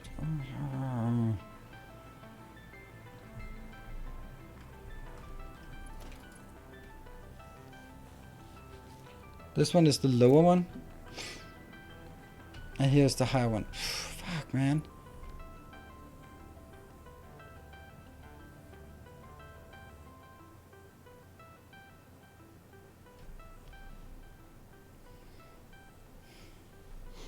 So, okay, so in DSP, why use the smaller ones? There's nothing the smaller ones can do that the bigger ones can't do. So, okay, one thing, they can be slightly closer together, but that's a non-issue.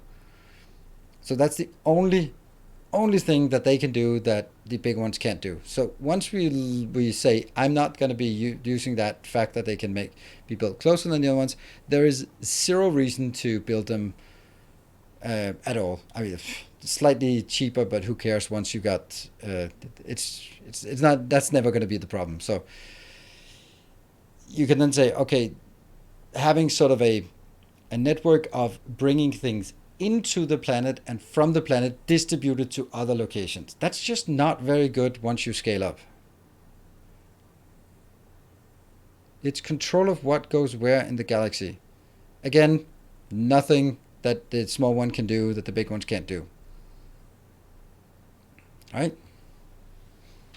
If you don't want them to be bringing in, then you just, if you want to use the big ones as the small ones, then you can just set them as to not request globally or galaxy-wide, system-wide. So if you want to do a control of it, then you're still just, it is basically just closing one eye and going like, okay, I can see perfectly fine. Yes, but there's things you can't do if you're just hamstringing yourself like that. You never have the opportunity to upgrade. You never have an opportunity to request from other sites. Well, if you use the big ones, then you have the opportunity. And then that's it, right? You might not need it, you might not want it, but you have the opportunity to use it. And that is like, so that's the part about sort of the technical thing of why use one item over the next one. It's the same reason as in Factorio. Why would you use a blue inserter when you can use a green inserter?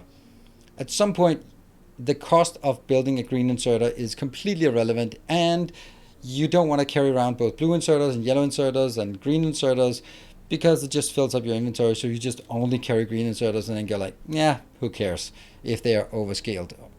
But you only carry that at some point. Like belts as well, only carry blue belts. Like assemblers, only carry yellow assemblers because they're just the highest tier and there's no reason not to use them. So that's my point on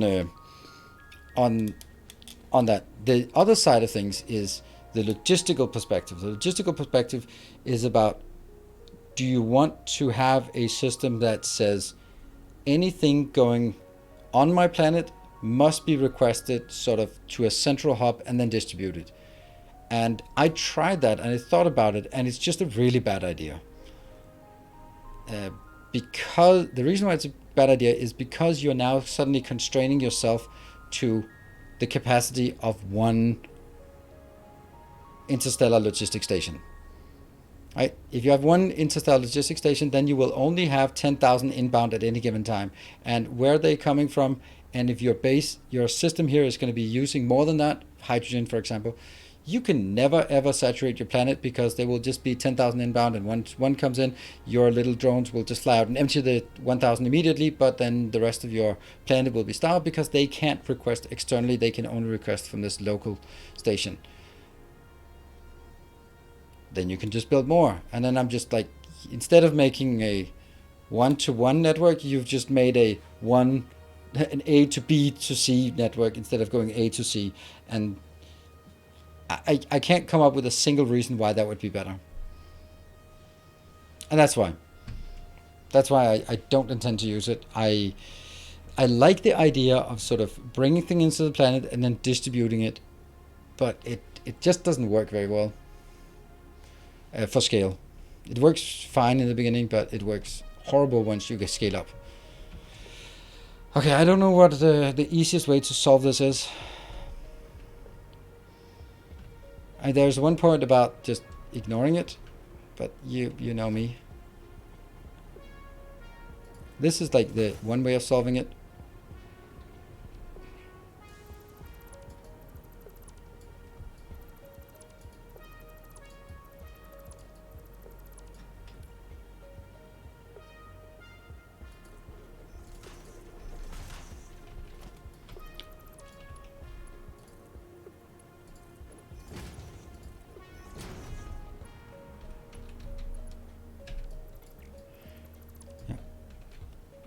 You have to do. You have to do in the bottleneck way at the beginning when warp cores are short. Yeah, absolutely, absolutely. Yeah, and also you might have to do it because of you can't afford the cost of these, and that's also perfectly fine. But it's once you get beyond that point, then you have to sort of yeah. Which means it's a scaling up phase.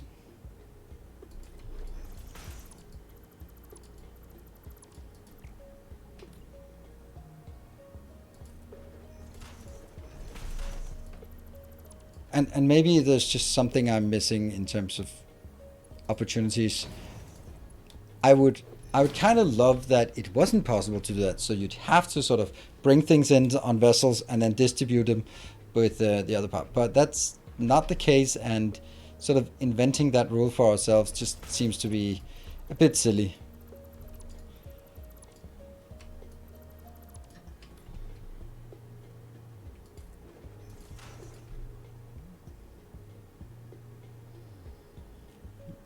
Isn't it because they're rotational symmetric? I think that's actually why. But I don't want them to... Okay, so the reason why it's not a good idea for what we want to do is because when I get a line down here and it splits, then I don't really want it to be split and then in different heights. That just makes it... Especially when it's one height difference, because then I can't just do a... I'm thinking I'd have to do a slanted belt, and I really don't want to do slanted belts if I can avoid it. And I can avoid it, but it is absolutely because of the... of course of that issue.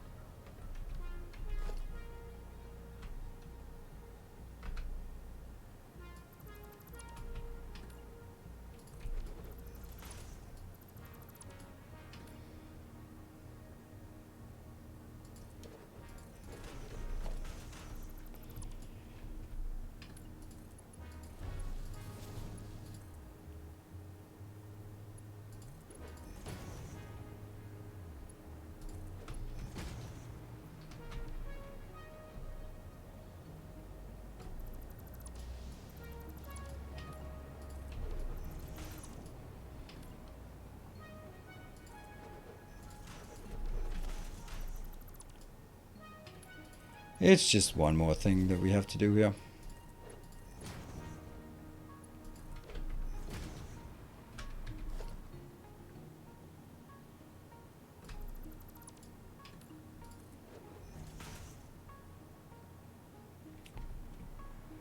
Oh my god, I did it again.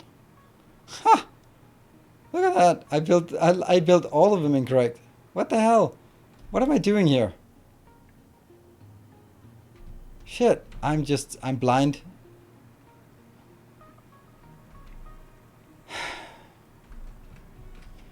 Why is this so difficult?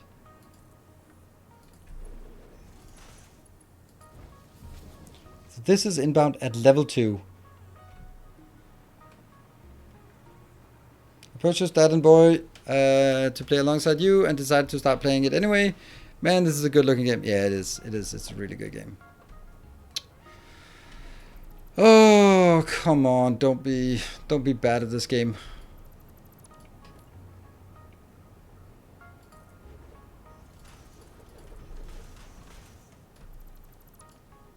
Go home, you're drunk. I know, and I am home, but man, this sucks.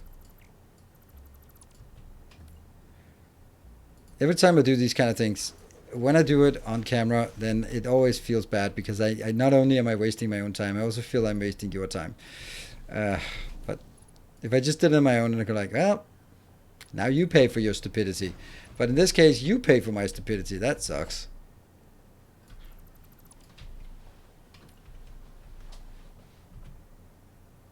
Yell at me if I'm starting to do it wrong then.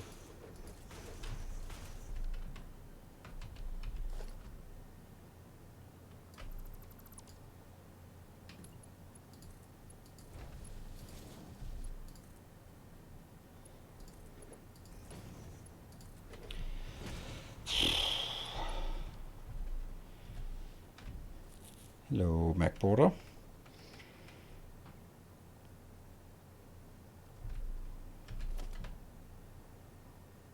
No, hold on. That's the good. This one's good. This one's bad.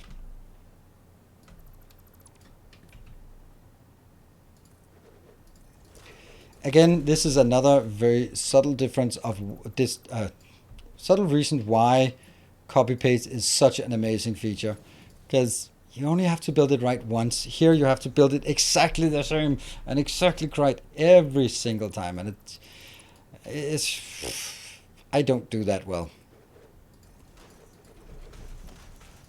I tend to get distracted when doing repetitive stuff. I tend to get distracted all the time, but particularly doing repetitive stuff. Oh yeah, this is where I noticed.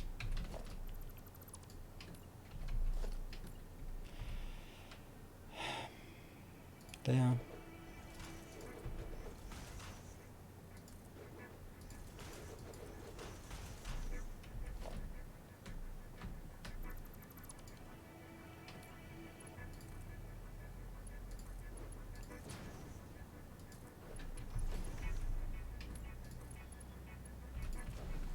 Go.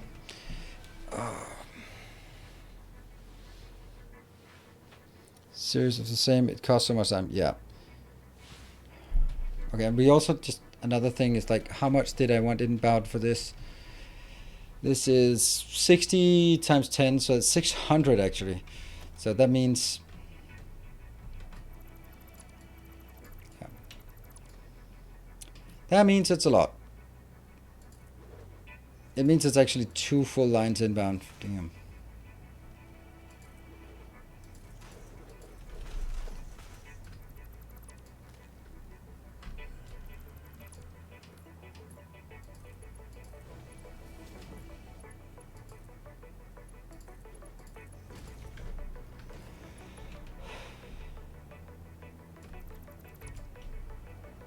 Good thing I don't have to do this a lot, right? Are we done? Ah, 3 more. Okay, 2 more. 2.5 more. Yay. And then I'll notice the next thing that went wrong.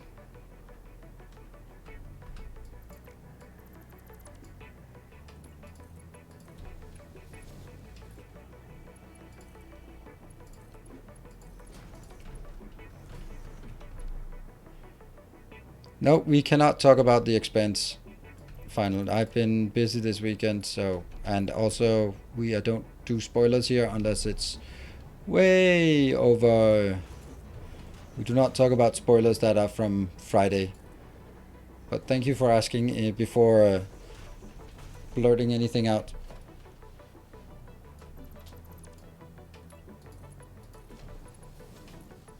I try to avoid spoilers because it's just not everyone will always be 100% updated on everything, and I just think that's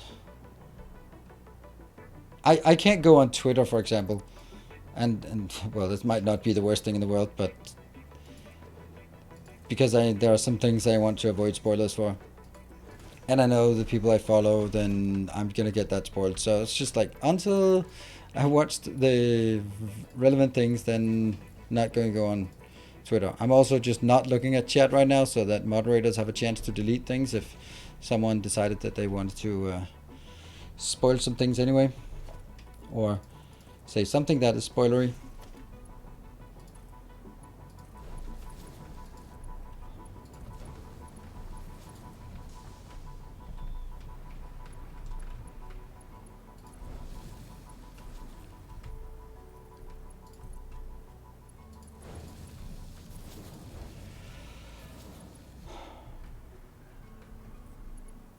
Will this factory be turned on today? That's definitely the point. I mean, it doesn't miss much.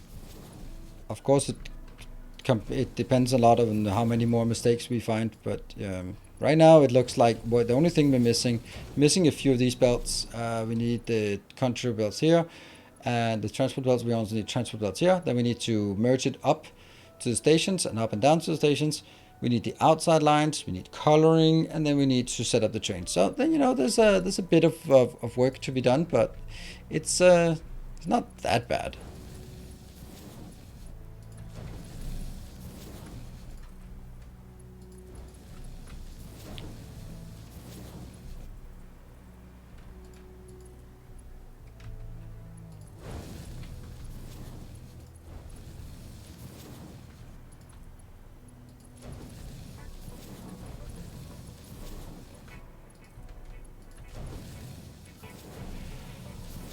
Yay! Okay. How's this one? Oh, this one's not powered somehow. Huh. Okay, so everything's yellow, everything's good, and now we're missing this one.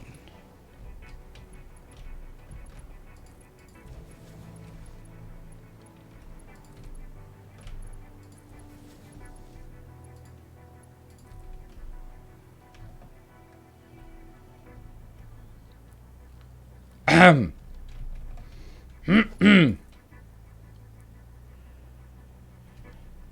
fuck me.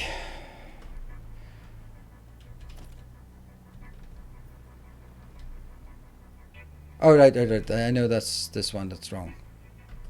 We knew that from the get-go. We built this one and then we built all the other ones.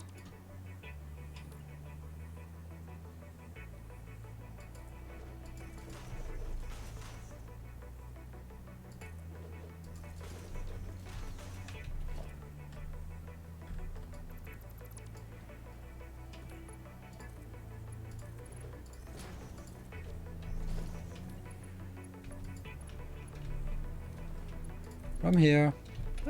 Running down. That one. Go down there. This one. There. Go. Yeah. Over. Under.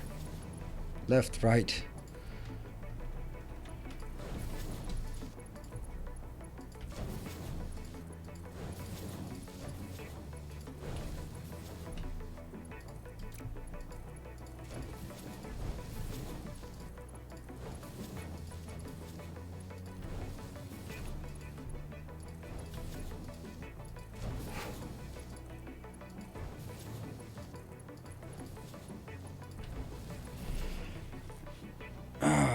Let's see. Are there sorters in this game? Sorters? No. If you're talking about Dyson Sphere program inserters, then no. Belts go into machines in this game. Which I remember in the beginning you were like, what? And I think that's a nice thing that they have deliberately made different from Factorio. And I'm pretty sure that, I mean, I don't know, I'm not pretty sure of anything. But I can just imagine like some of the initial design discussions, like what are the things that we want to make sort of consciously different? Because you can't help but know that they must have been sort of looking a lot at Factorio and go like, okay, how do we make a 3D take on this? And maybe just like, what is the point of an inserter actually? And I think that's a really good way of thinking. Now the flip side of it is that machines are then limited by their inputs and outputs. So you need like depending on it, whether it's 1, 2, or 3 or 4 inputs, then you need different machines for it, which is kind of weird.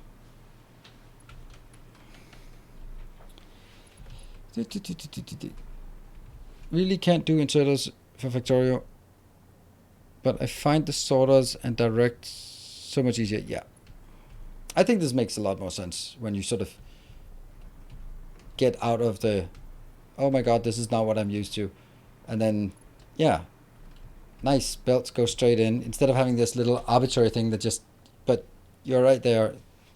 Right, so, I mean, sorters in Dyson Sphere program are pretty good because they can be copy pasted. So that's good. If they couldn't be copy pasted, then they would be pretty horrible. Also, we can see that if we couldn't do it here, then there would be one more thing that we'd have to manually build for everything here. So yeah, I'm pretty happy that we don't have to also do sorters or inserters for everything here.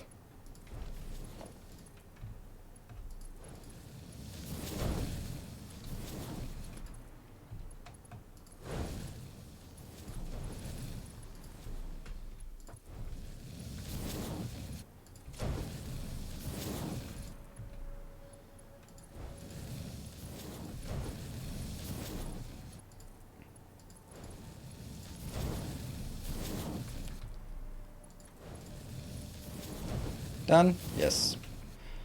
Okay, so now we have, shoot, we means them as the output. Output needs to go that away, yes. Devotee. Oh, a thing happened. Yay, I like that thing. Maybe. Maybe.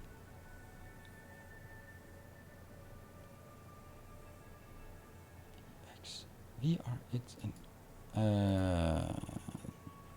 welcome, new patron. It's just a name that seems familiar, so maybe that's a rejoin.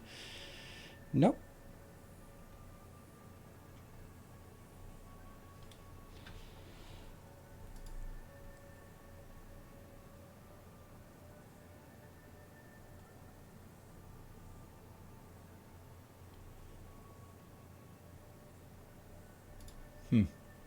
Weird. Welcome, new patron. I can't really figure that out.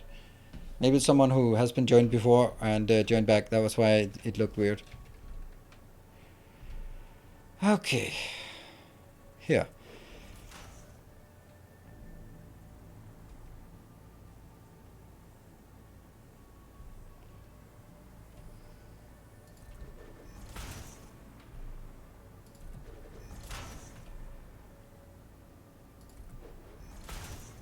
And how many batteries? 600 batteries. Whew, so that's kind of a lot.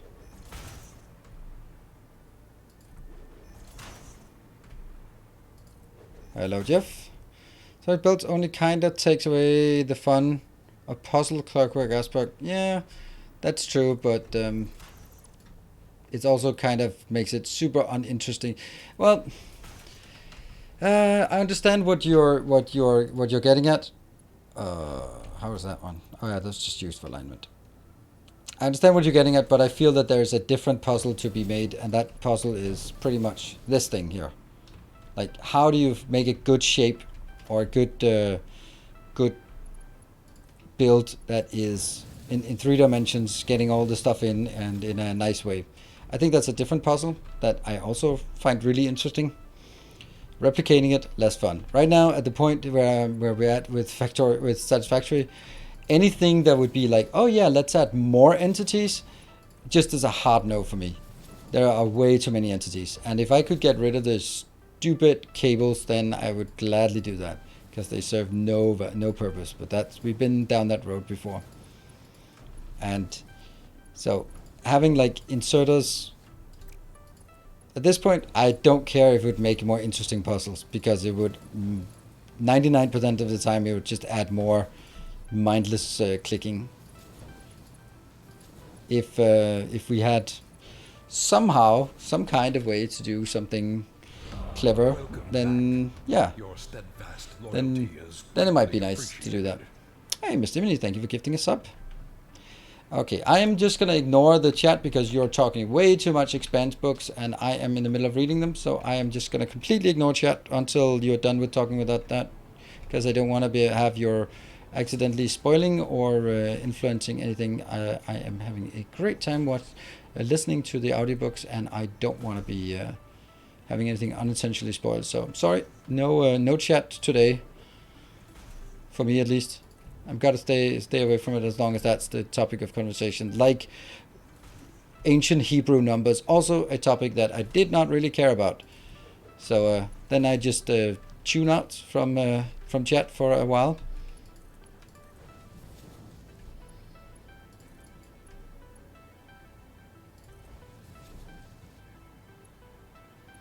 okay to listen to. Yeah. Yes. I appreciate it, because this is also where you'd have to, because I don't even want to know that which one's the best book, because then that also kind of is an influence on sort of the experience as well. And I don't want to have my experience tainted. And someone will easily go like, oh yeah, they're much better when this character isn't there. They'll go like, yeah, okay, so now I know that character is not going to be there in that part. And then it's like, oh, but that wasn't a spoiler. Well, it was actually a pretty massive spoiler, even though you thought it wasn't a spoiler. And that's kind of how it always goes. Okay, we've done everything now on this level. What we need to do now is bring stuff inbound and outbound. And that's pretty good. So...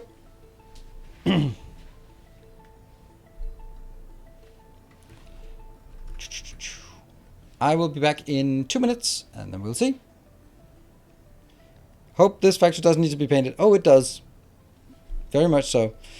But be back in 2 minutes. See you in a bit.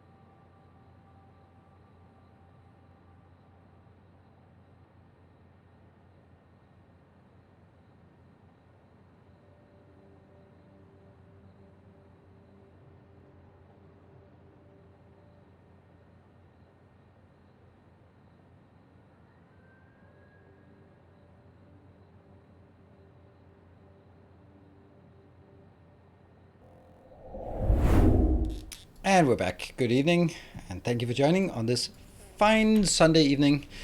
Hope you've had a good evening or a good weekend as well. I think it's a good idea, Jeff, just to paint everything and then afterwards fix all of the stuff from the bottom. Yep.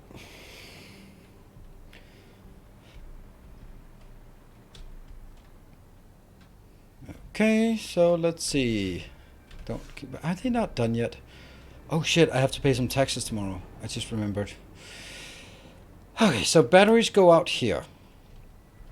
These have to be changed. Aluminium, let's see if that one is there.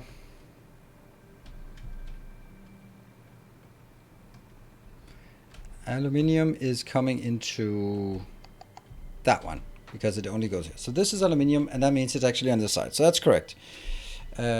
Copper goes on the other side, and then either plastic or something else. Plastic or sulfur is the next one. Aluminium. Yeah, so this one's not going to be copper. This is going to be, let's call it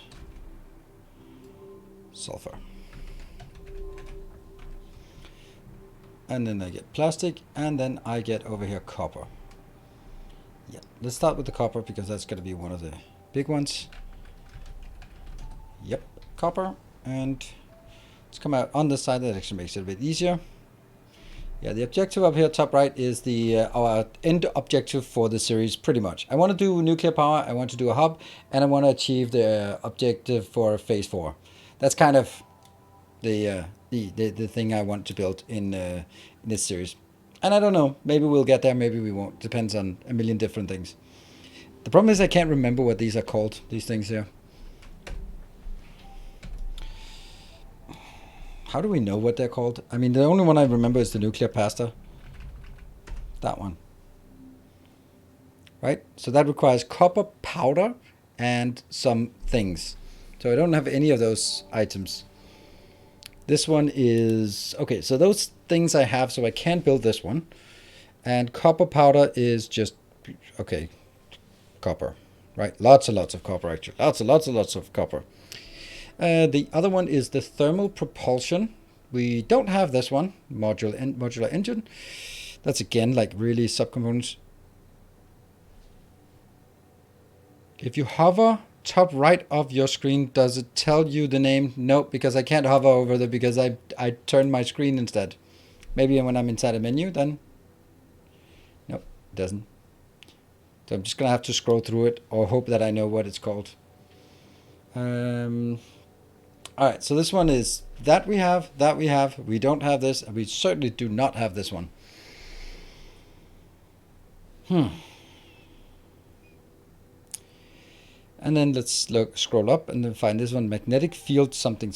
Oh, batteries. Well, there we have that. This one, electromagnetic control, we need to build this. And this, an annoying modular framework we also don't have. But then you can say, okay, so we want 2,000 crafts, 2,000 of these because this is times 2. So 2,000 times this one, that means 2,000 times 5. That means I need to build 5,000 crafts. Or 10,000. 10,000 versatile framework. And then I look down and that means that's 5,000 modular frames and 5,000 times 12. 60,000 steel beams, right? So you break it down and go that way. And then what is the next thing that we don't have? That one, the assembly director system, which is something we don't have. And supercomputers. So that's going to be absolutely horrible. The problem is that it uses the subcomponents that we don't have. And of course, what I should maybe be doing is basically start building some of these things, right? But I think that's a good thing for building... you know what? I think that's a drone thing. Right? These are going to be built in a finite number. Obviously, everything is a finite number, but these ones are a very specific finite number. And then we can basically say, okay, I need to build, like, for example, the 15 times, I can't remember, versatile, what is it called? A wired something, right? So we figure out how many of these we want to make, and then we build a factory that isn't connected to anything else particularly, but it's just... Here's 3 or 4 drone stations coming in, building this, outputting it in a drone station. Build, done, forget about it. Next one. I think that's a good idea. So, well, chat help. I just popped up that it's my 2-month anniversary, and then I got a pop-up from PayPal, but I continued my sub several days ago. Okay, that's weird. Yeah, I don't know what that means. Sorry.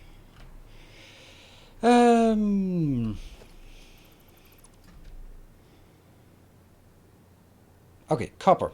Copper is going into this belt and that belt. And let's just have a look at how much each module is taking. This is taking 15 plus 15 plus 15. That's 45. And then plus less than 10 plus less than 10. So that's like, let's call it 9 each, right? It's going to be 87. That's going to be, okay, 9 plus 9 to 18 plus 45. That's 63. So this is 63 times that, 630 inbound here. So it's less than 1 belt, which we know, but it's more than that. So we are going to get 2 belts in from this one. How do we do this? I think we do an upper and a lower belt. Yes, let's do that. Let's do an upper and a lower build.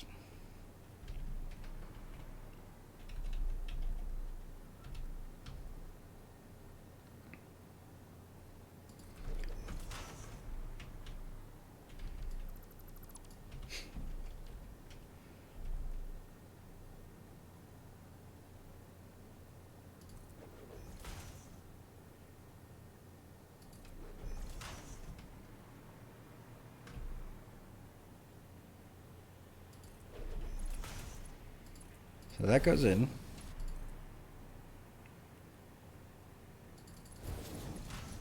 Yeah, that goes in here.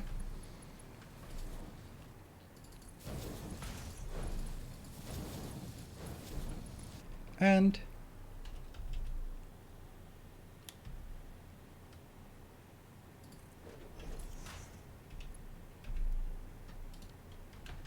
two.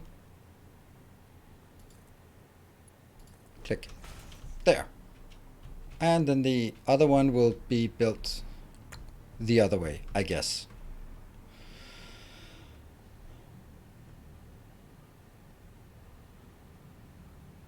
Phase 4 Logistics, they're so cute with their Fixmas Rudolph skins. Oh, well, they're not going to be able to see any Fixmas Rudolph skins for the drones because that's going to disappear in a couple of days and I won't have time to do that. I think it's the 18th or something. People are telling me that it's the 17th or 18th that the Fixmas stops. Okay, so that's actually unfortunately not perfect. I need to build one here.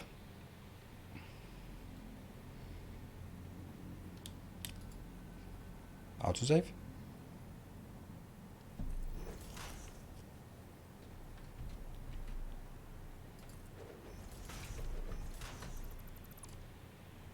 Good. And then that goes.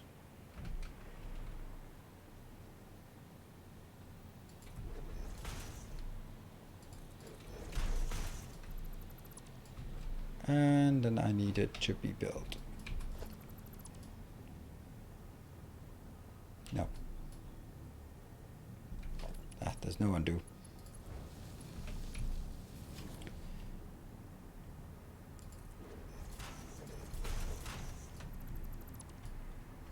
Good. So this one goes. Ah, I can't do that.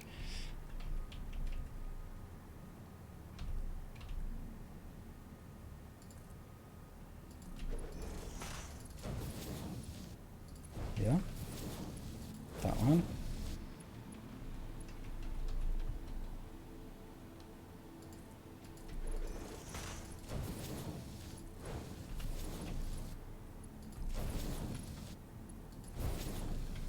From this one out here. And then we'll be. Let's see, that's.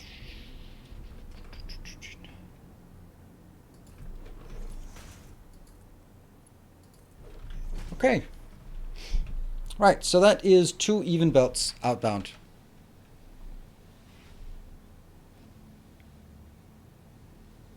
I put foundations, making the good. Yeah, that's a good point. Hello, Mark. Good evening. Yeah, 10 foundations? Sure. I don't know. I didn't. Okay, well, this is okay for now, but it's not okay for the next one. Because I don't have this kind of space for the next part. But that doesn't really matter right now. That's going to be like the next, not this one's problem.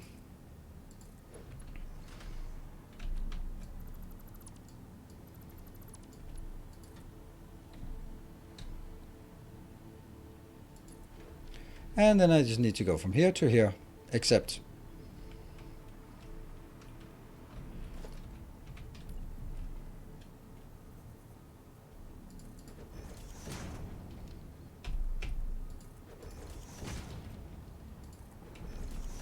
that one.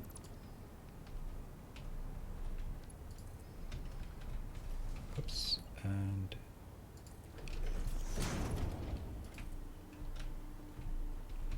that's right there. So if I do 1, 2, good. And I'm going to keep this because I'm going to need that as well for over here. Oops, it's that one.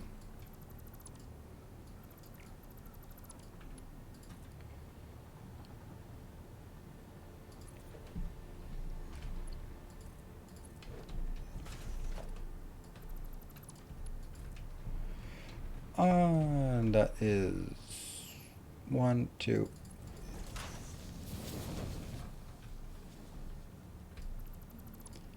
I think we'll keep this level because I'm probably going to use that again somewhere.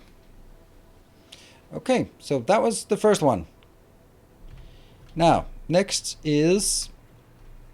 what's the next thing we get in on the side? That's plastic. Plastic is also going to be exactly the same problem, but much more difficult. Man, I want a splitter and lift logistically. What? Like the lift and splitter combined. Oh, well, you kind of can build that if you don't mind ugly.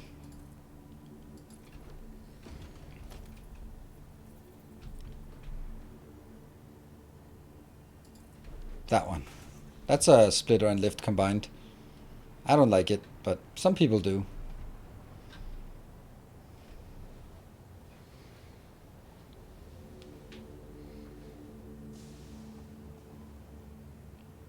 I don't know.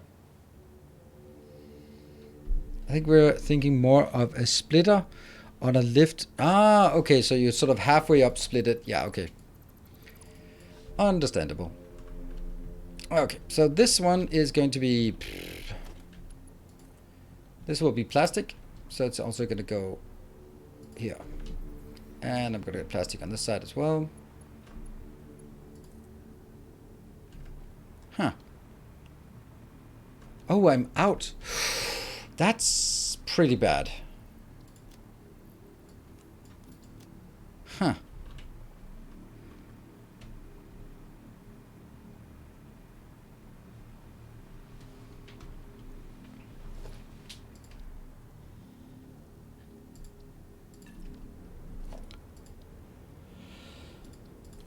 Okay, I'm gonna put that one -1, that one -1.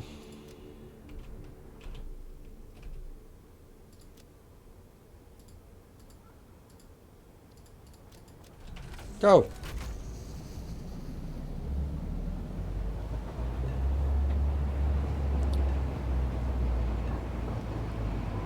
Let's have a look at this at a distance. It's a pretty massive build, and I don't want this one to be closed off. I actually like it as platforms, because this is a magnificent build. Like our copper out there. Also super nice.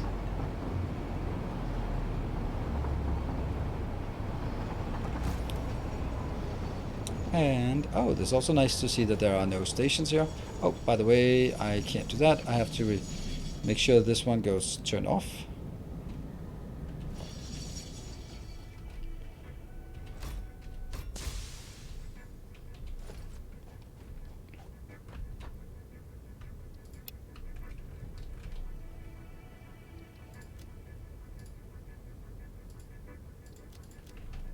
Oh.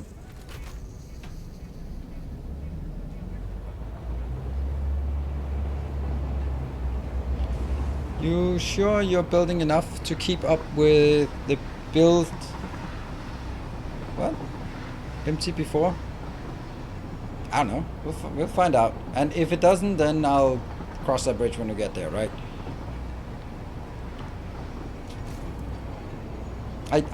I think most of the base is idle at this point. So, since I don't have any particular interest in getting tickets, then, well, do I really care?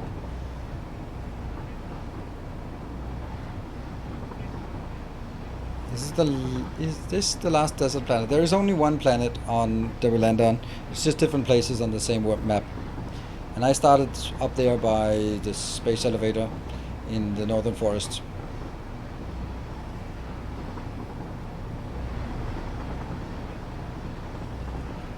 It's a nice little base. I think those nice, the last two blue buildings we built up there, they are towering pretty nicely over our area here. Oh, let's try to not do what I usually do here.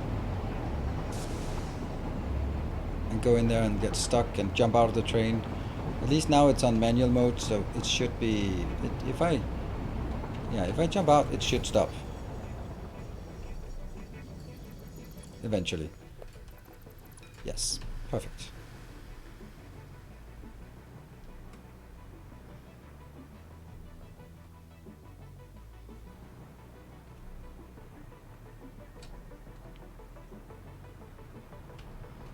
Oops, that's not actually here. Oops, that is one up here. How much do we got? 35. So I have something. There. Go, go, go! This is the problem. Because I don't have enough here.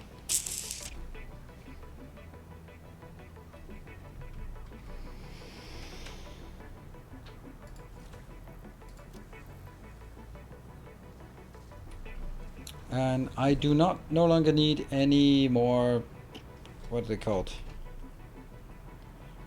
Hard drives. Don't need the hard drives anymore. So we can store those 6 more hard drives in case ever something gets added and they go like, oh, but you can unlock that. And then I go like, haha, I can unlock it immediately. Boop. One more. 6 additional recipes. And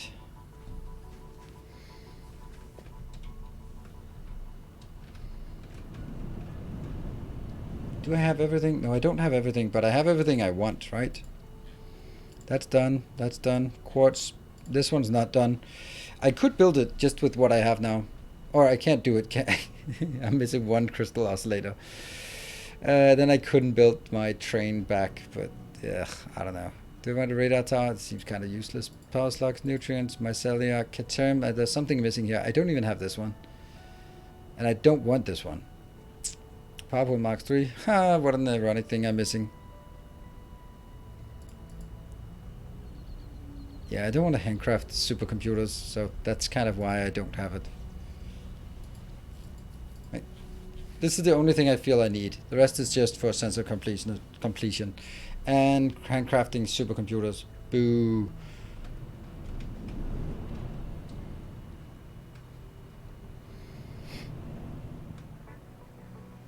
Let's see what we got. 129 more. That's not much.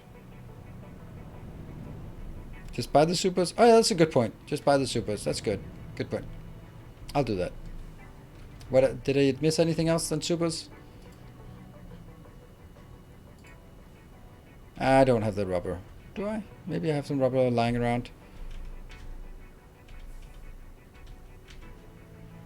Not enough. Oh yeah, I do have enough. Nice. I wonder what all of this is. This seems to have a purpose, right? Seems like a dedicated allocation of stuff that I have here. Oh well.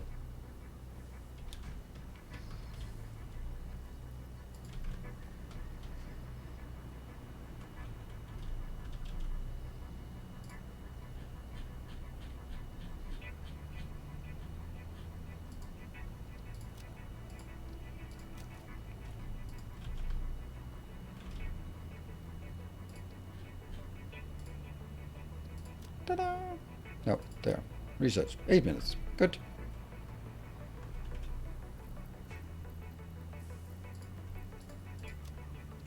Alright, and then I'm gonna go down one more time. Just one more time. Just to get a few more here.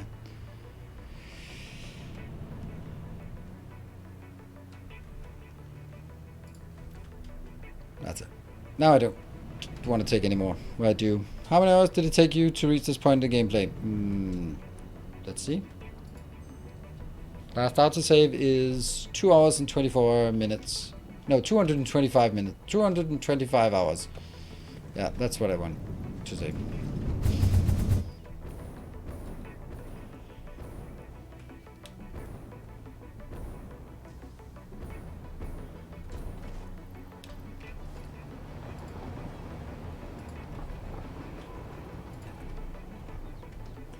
And that goes to...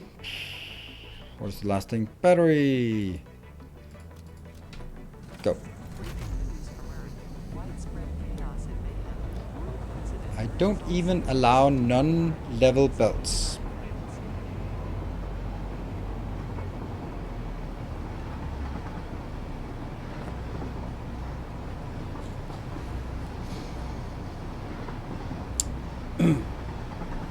Yeah, so it's going to be interesting once we have this one operational. Then the most important thing we want to build on this one is actually a drone tower, so that we can get some drones in. And look at this, just the trains are just idling at the right place on the unloading station. That's where they should be idling, except for the last one that shouldn't be shouldn't be idling there.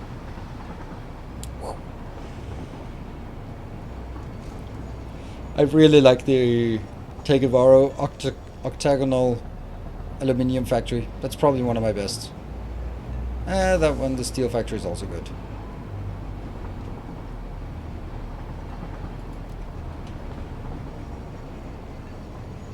There we go. Hello, asynchron. Maybe I should have left that. Ah, don't know. Oh, you know what I forgot? What I absolutely should have brought was I should also have looked at resources for making 1, 2, 3, 4 trains. 1, 2, 3, 4, 5, 6. There. Should have brought that along. I'm an idiot. Oh well. We'll keep that as a reminder to our idiocy. Do you use any mods? Nope, I don't. No mods.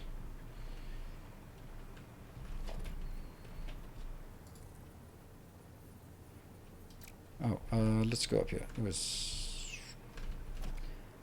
this plastic one that we detected was incorrect. That one?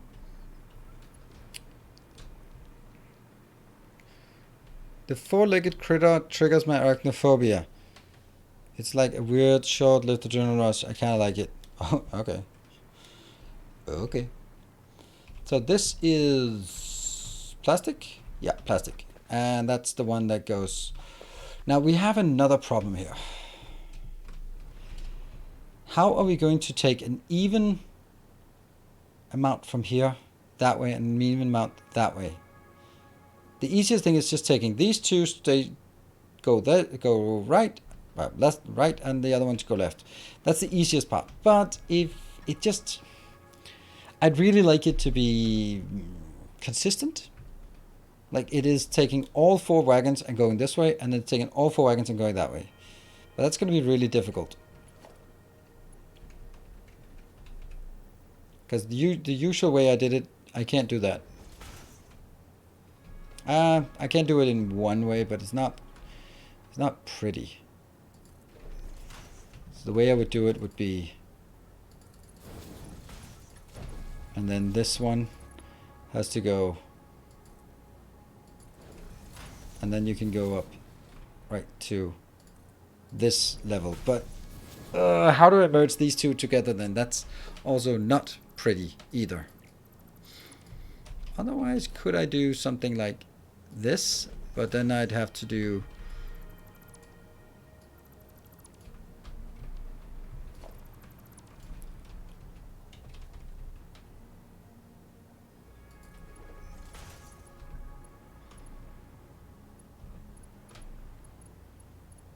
Of course it's too long. This is fine, but this is too long. Okay, if I did this, it's kind of clippy, isn't it? Kind of clippy.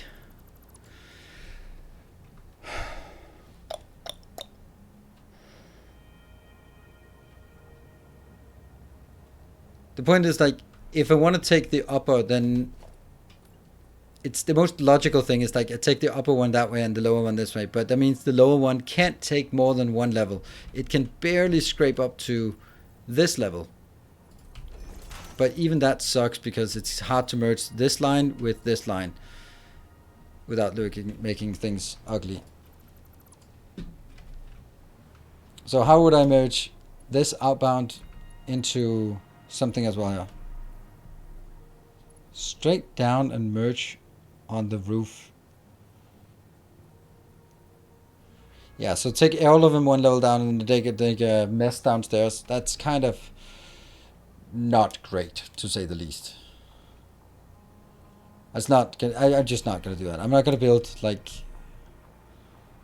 a balancer of 4 lanes hanging from the roof here. It's just that's gonna look really ugly. I like the idea of having these ones go straight inbound, but I'm not gonna have like 8 splitters and mergers and stuff down there. That's not happening.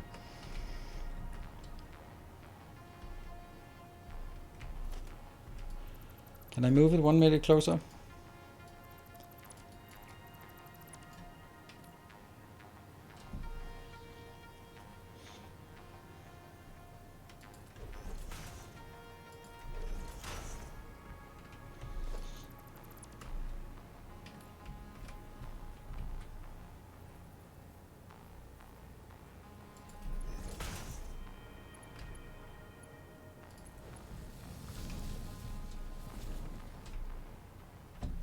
That's actually really nice if I can do it. Why was that suddenly okay now? It's so much nicer.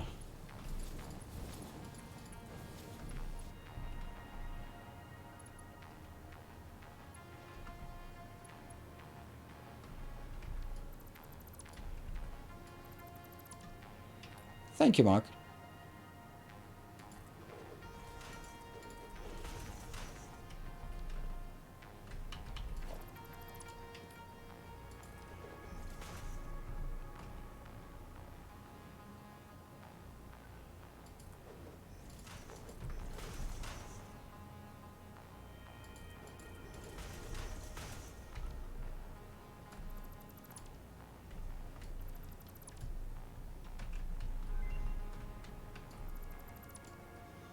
That's the mem.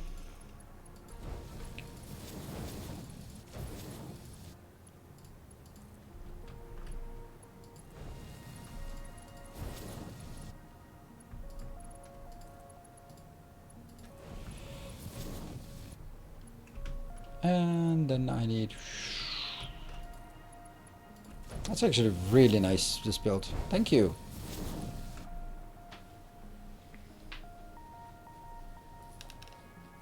Yeah, you automatically get it. Yep. I mean, it's good. It's definitely better.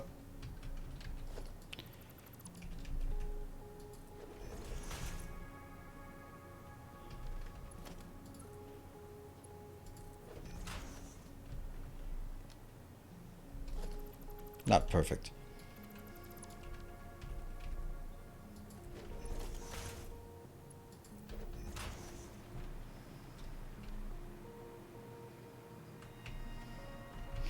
Close enough? Don't know. Let's see. Where is it actually located? It's located under that one. 1, 2, 3, 4.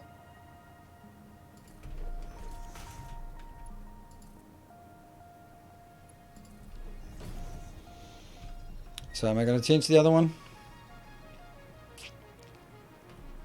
Yeah. It's kind of ugly, comparatively.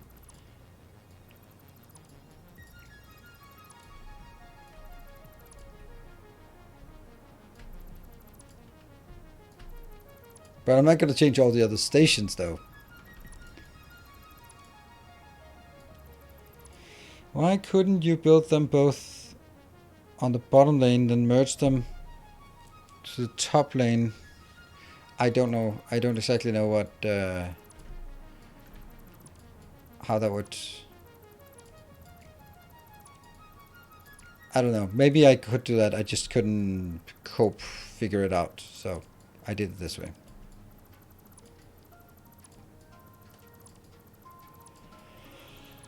Okay.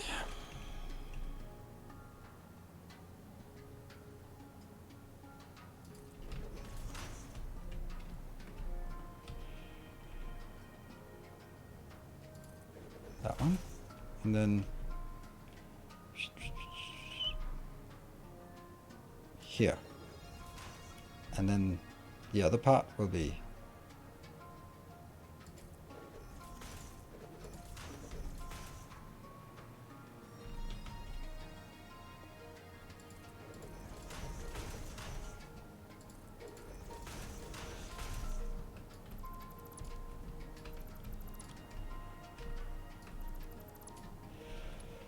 Okay, let's see.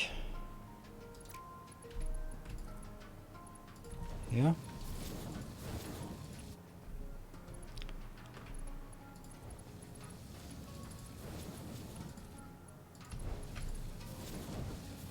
Hmm.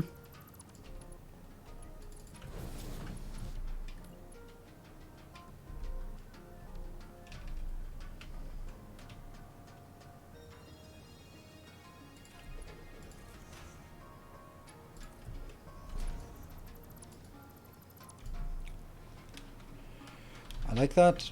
It's much nicer.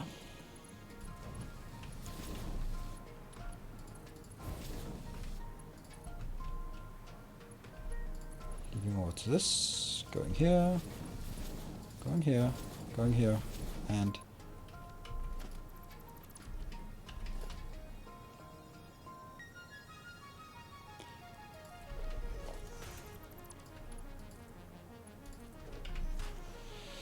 yeah, I like it. I think this is better.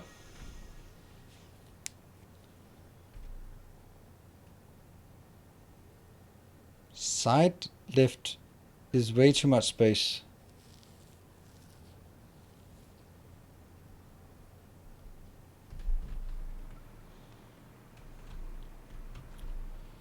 Yep. So let's fix this, and the other one is also good, and then it's completely matching. Great.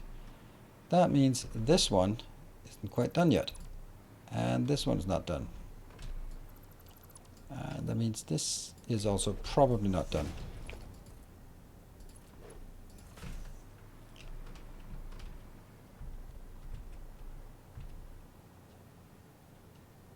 One, two, and then inbound. Yeah.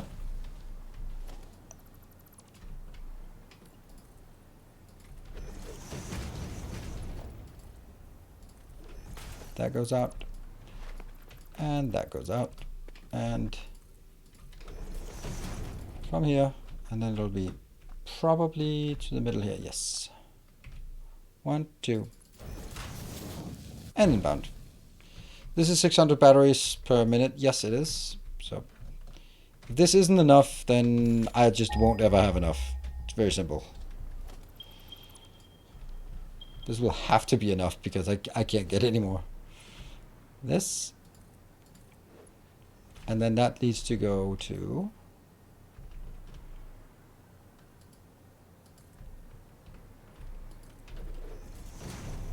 and go this way.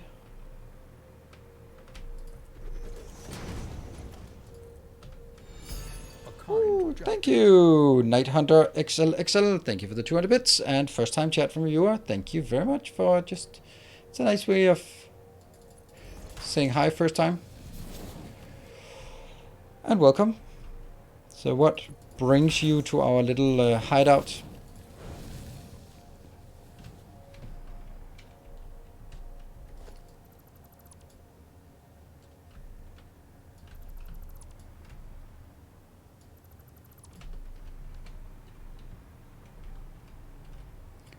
That's good. And then go to the other side.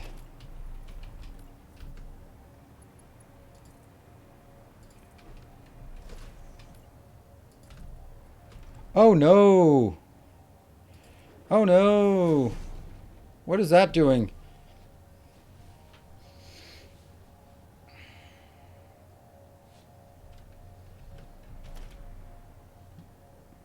That's okay.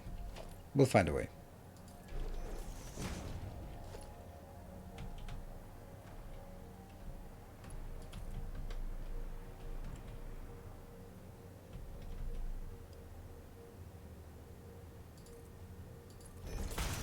Like this.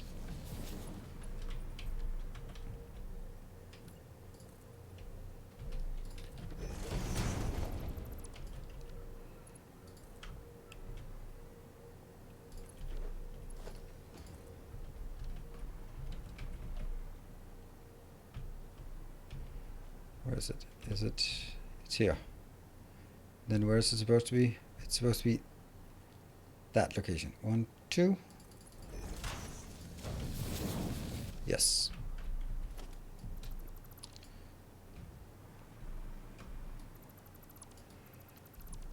Okay, so this is the 2 inbounds on this side, and then we need to gracefully go to the other side and do the same thing, which will be slightly worse, easier, difficult. We have no clue, but it'll be slightly different.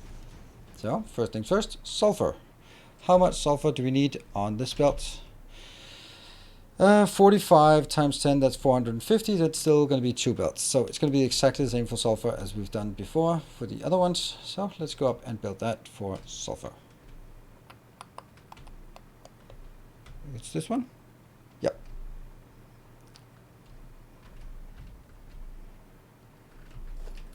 How do we do it again? Alive Niels, what a day. He's alive pretty much every day.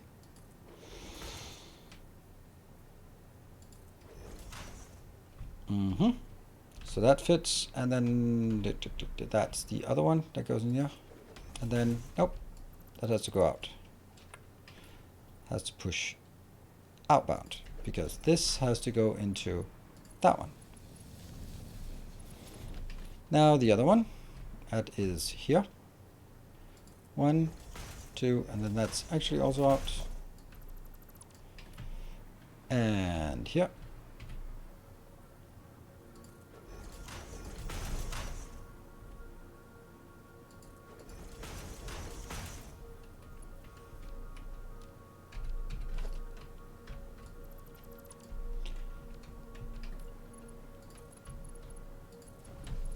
Then we can do all the other ones. That goes in, and that goes in, and how many batteries? 600. 600 batteries per minute. So 10 per second. Which is even like starting to be factorial numbers.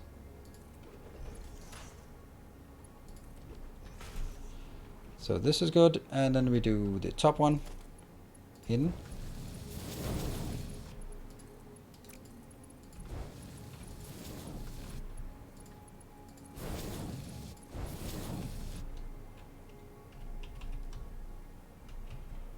Ugh. This one? Good.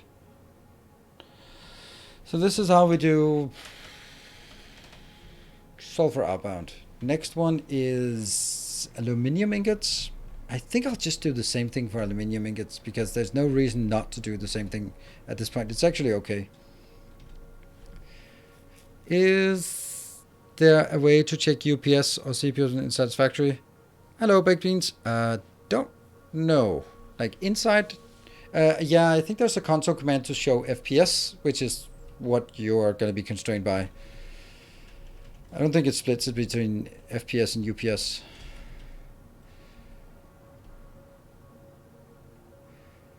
See, that one, that one, that one.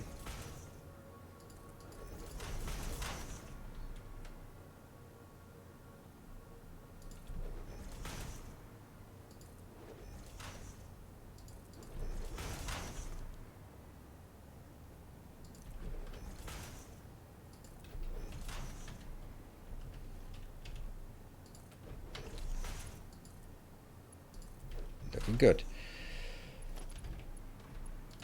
From here and into that one.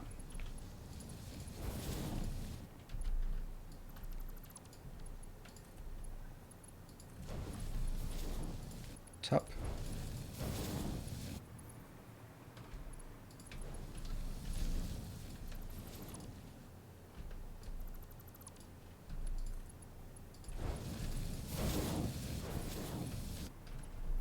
Let's see, did we get all of them? No, I don't think so. We didn't get it from here, and that means we also didn't get that one.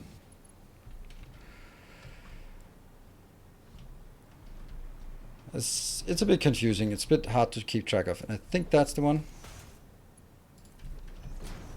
So that will be the big ones outbound, and then I just need one inbound, and that is definitely not going to be a full belt.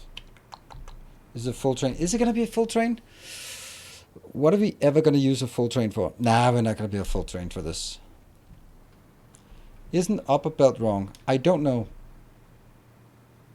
F5 toggles. No, F5 doesn't toggle anything. This station and that station merge in here. This station and this station or wagon merges in here. This goes and combines with the merge there and there. It's the same as always. Why 2 merges? Because if I take this one and merge in here, then I'm merging 1/3 here, 1/3 there, and 1/6 into that one, and 1/6 from that one. That does not work.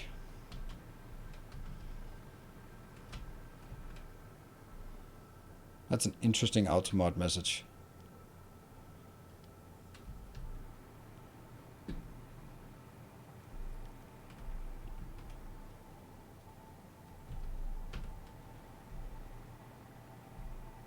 Why would the sulfur be incorrect? Isn't it exactly the same?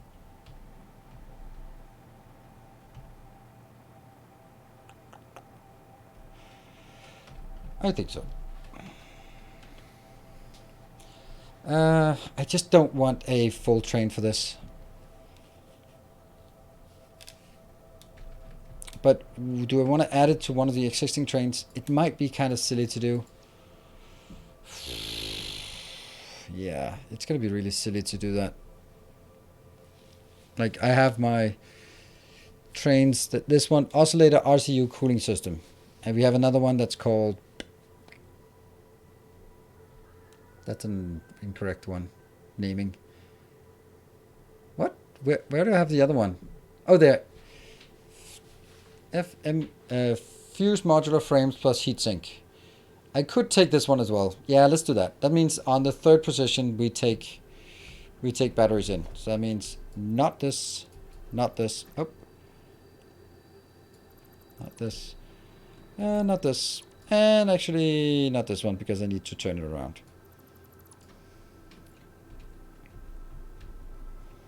This is a train station, a platform, a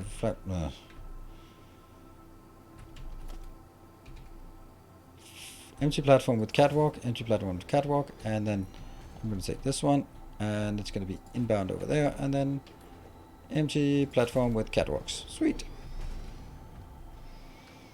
So this one will be our loading station for batteries.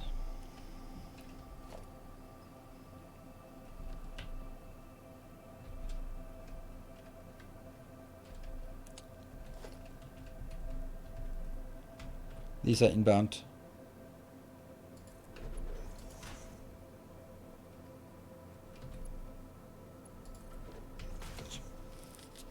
So now I should be able to, from down here, have these 5 locations that are coming out.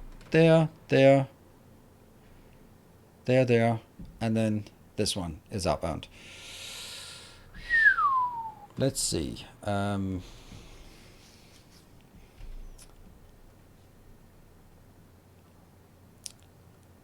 The first things first is this is going to be straight in here. That one as well. Oops. That'll be the inside. The ones that are furthest away will then go in here. These are the 2 copper lines. That means I will need to get the copper lines. Push them inbound would be the easiest. Actually not. Let's just... Hold on. If I get it this way, then they're going to overlap with that one. So that's not good. This is... Where's the input? It's actually slightly out here. So that's actually not good. This is also the copper, if I recall correctly. So this is the copper, and that needs to go merge into this. Yeah. This is the copper, and then that needs to merge in here. Yeah, okay. Let's do that.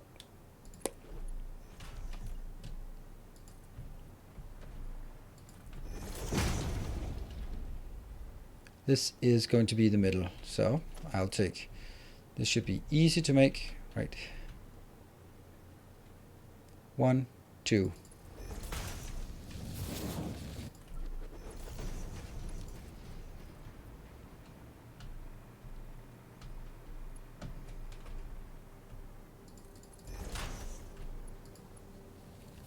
There.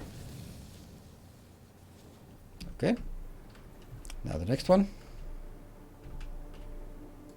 I'm going to remove all of these when we're done.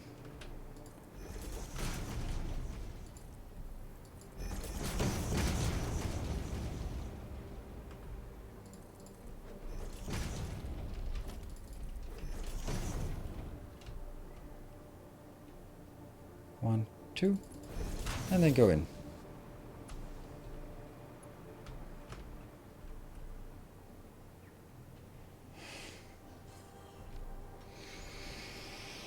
Well, we're gonna get all the other ones anyway. So I'm gonna get some steel pipes and I'm gonna get some heavy modular frames.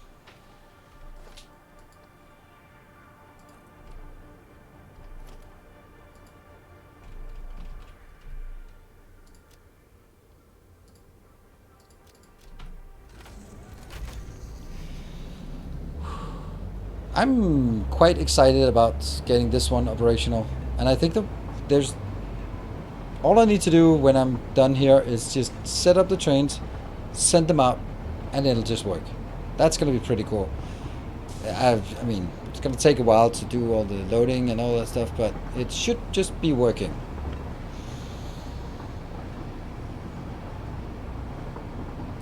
Of course it's working. I mean, I do this all the time. I do it so much that people don't even sort of question it anymore. And it's like I'm building this entire thing that we spent like 6 hours building now, and we are not testing it until we are actually putting it in production. And I don't see a lot of doubt about whether it's working. And it might need a bit of cable here and there. Sure.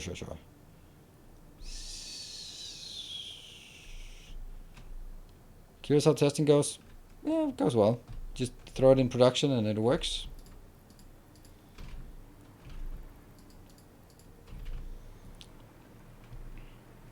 Whoa.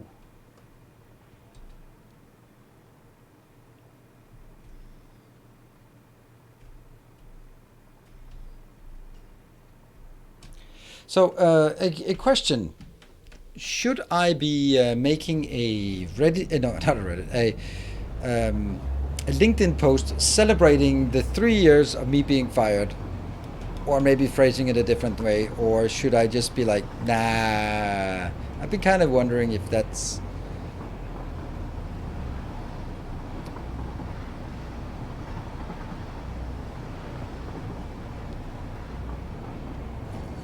I did it again.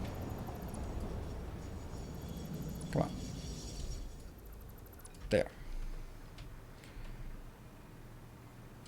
I'd celebrate. I'd really like to be fired. The fired too. Yeah. Don't look back. Yeah, let's see. I never go negative. Oh, I would never post negative anything anywhere. Basically, that's just. But it's just a bit. The point is like, oh yeah, 3 years I started my new career. It's like it's just boring. But like I did in my my like okay. So the point is, you can of course go like, well, fuck you and you suck and glad I got rid of you and I tricked you into firing me. Haha. I mean, that's not gonna be positive in any way. That's just burning bridges. Not that I need those bridges. I'm very much burn the ships, but more on the. They could also be like, oh, it's now been 3 years and it's so good and yay.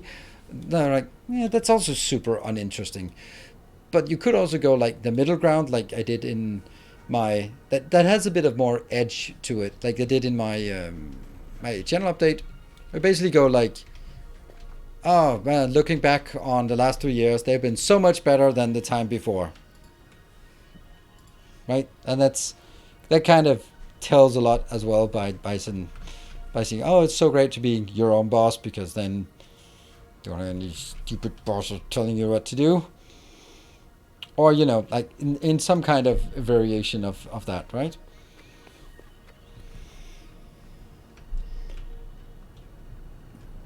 Looking back with salt like seems petty. Absolutely. But that's not the my point here is to show all the people that I work with who, and we know it, you forget the people who just phase out of your life, the ones that get fired 3 years ago. But they might sort of once in a while, like, is he still doing that thing? Like, yeah, maybe. And then sort of you come up to the surface and go like, hey, I'm still doing my thing and it's fucking awesome.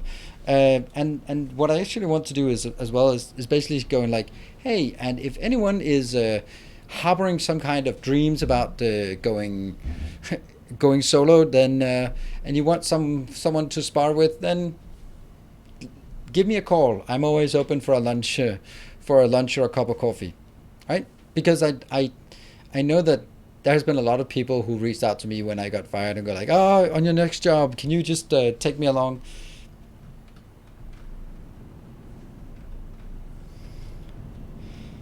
Fuck yeah, I'm still doing awesome. Yeah. Did we get the stuff we wanted? I think we did. Oh, we can just go over here now that boop, we got one more thing.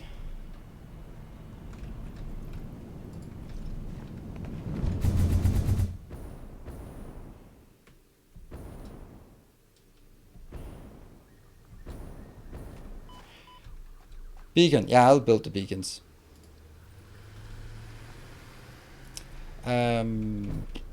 So one thing when I was looking at LinkedIn, something that just I got really confused by. Go. Turn on. So I got really confused. I was looking at like suddenly the my old boss's job was being posted, and I was like, because LinkedIn was like, hey, here's a job for you, and that was literally the job of my boss, like senior director of road IT, and I was like, what? And I looked at my old boss, and it still says he has that job. So, but anyway, he might be moving out of that job at some. And then the weird thing was like, I knew the guy who was doing the hiring. Maybe not so weird, because that could be the CIO, but it wasn't the CIO. It was the guy who hired me for my first job 17 years ago, and that was sort of a couple of years ahead of me in the career. And then he left the first little. It was a little teeny tiny startup in Copenhagen that he hired me. And I remember during my job interview, we were talking about the grinding World of Warcraft and the raiding, and it was super cool. And it was just talking. And then sort of after a couple of years, he left that little company, that startup, because he wanted to go to some bigger companies. So he went to Maersk and had an amazing career there. And later on, I left as well because it got too small and went to DSV, which was like the other big transportation company. And then sort of then apparently he got hired in to have that job, and now he was hiring. And I was just like, if I'd still had that job, then suddenly he would be my boss, like a couple of decades later. It's a small world, especially in Denmark. It is truly a small world. It's really funny, like that would kind of go with the ones you meet on the way up are the ones you meet on the way down as well. If you're in a small industry or in a small market, like Copenhagen is a very small, very small environment, so you meet a lot of the same people as you sort of move up and down, move around business. Or if you're in a very small industry, then where talent is so limited and they kind of shift around between the same couple of companies, then you kind of have a tendency to run into the same people. But it was just funny, like, that I know you, but it's what are you doing there?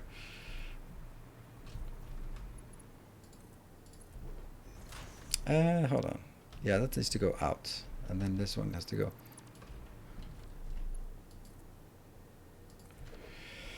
You've climbed an uncharted mountain, well worth celebrating. That is such a cool way of saying it. I like that. Is this the same build I've been watching on YouTube from the beginning? Nope, it's not.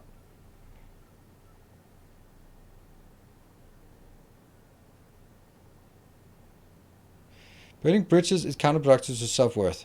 Sure. That's but I also think that and as I've always believed in that like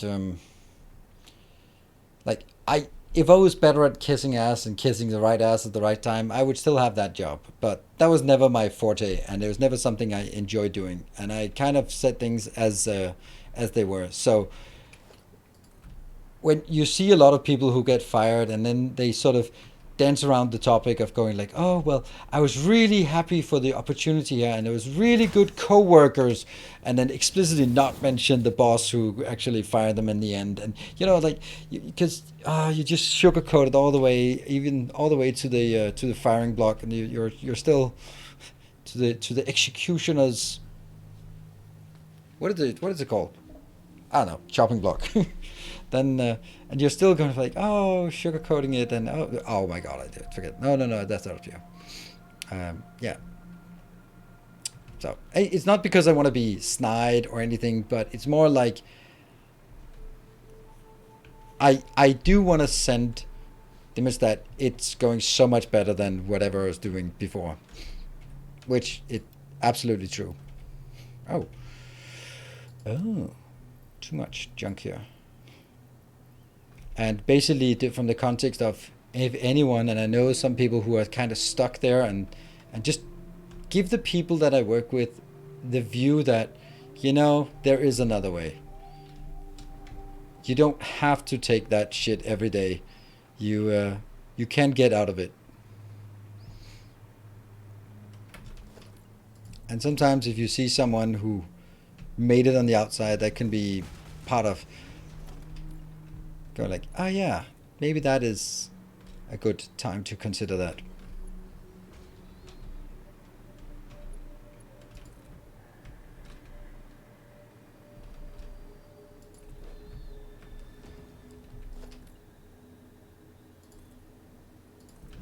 Yeah. Soup, damn you, soup.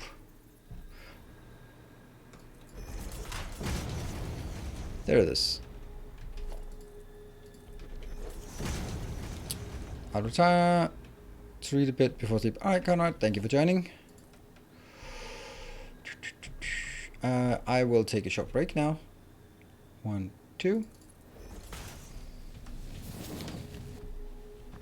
Positive message of Agafar, but thanks to something doing better. Yeah, I don't even want to mention like the fire part, but just like I did when I reached 100,000 subscribers on YouTube, I posted on LinkedIn as well. I think that's a big business achievement. So yeah.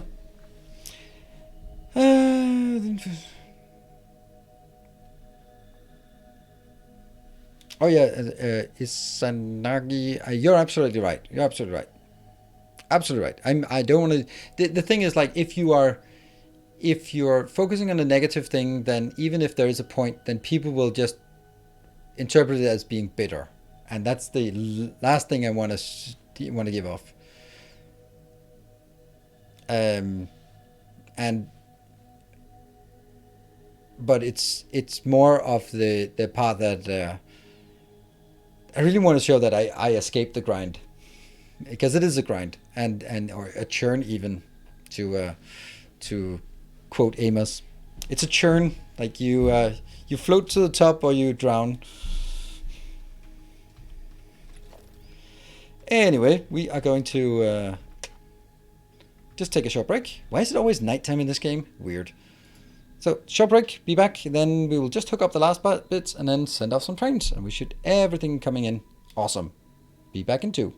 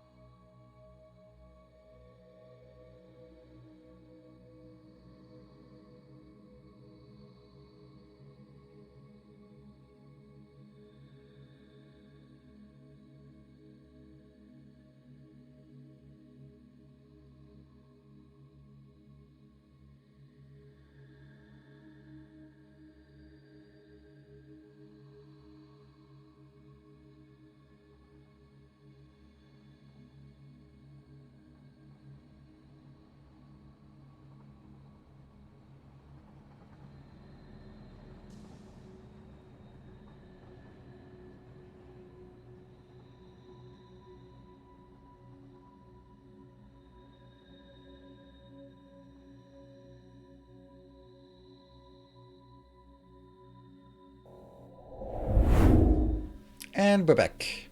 Maybe. We're back. Alright, so we have the last bits and pieces here.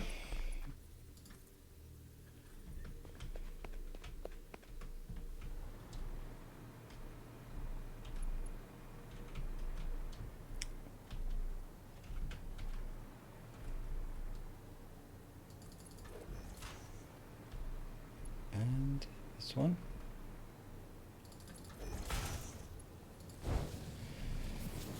There. Did I get the other one? No, not yet. Almost. Go down, go up.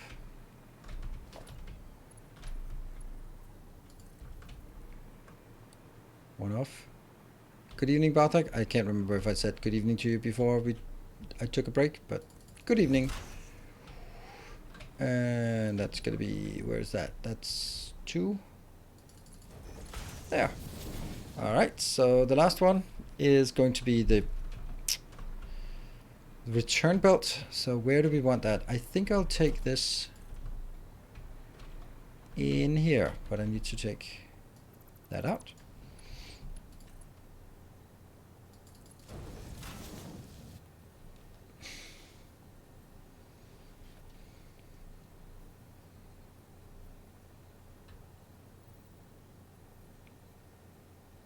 I don't want to go through that one, but I do want to go through that one. Maybe I don't need this or that. Yeah, everything wants to be in the middle. See, we don't need that.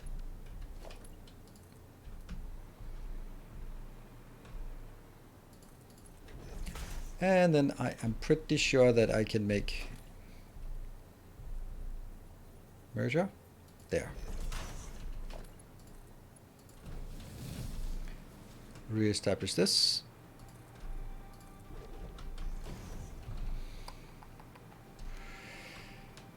My MK5 is a mod? Nope, that's just aluminium.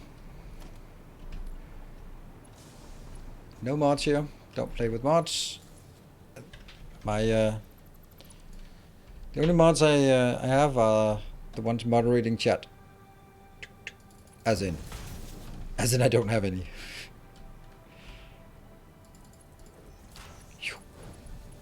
No mods here. Not any mods that have any impact on the game.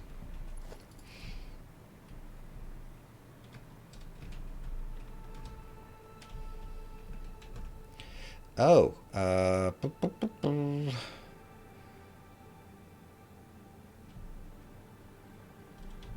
you know what? I think I'll just punch it through here.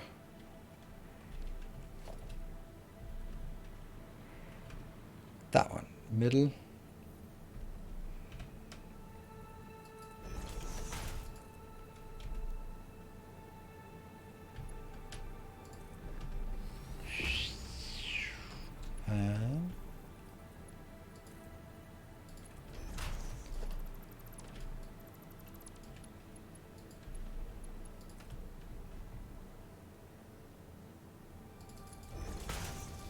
Ta-da! And you know what? This is perfect, isn't it? What?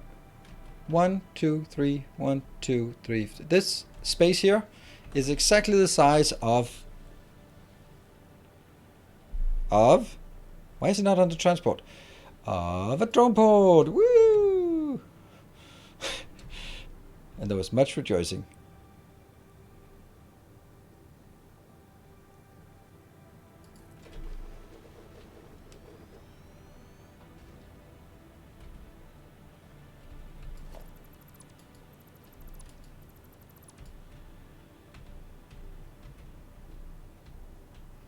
Now that actually is a problem.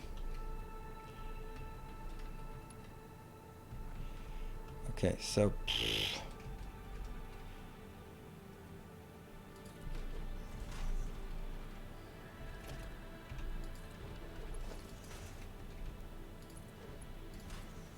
you go here, you go there.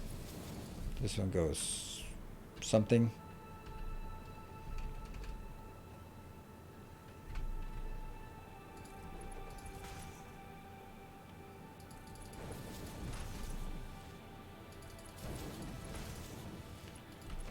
And then this takes out.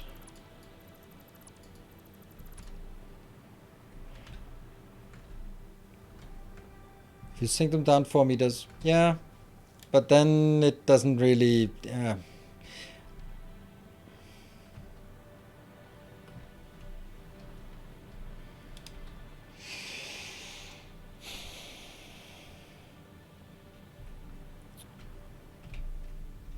I know. Then this one is at level, but then it's like what are we gonna do about all of this then?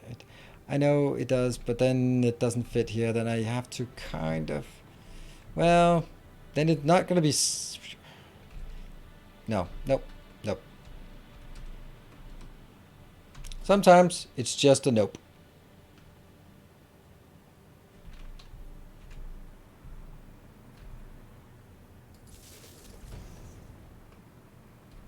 Three.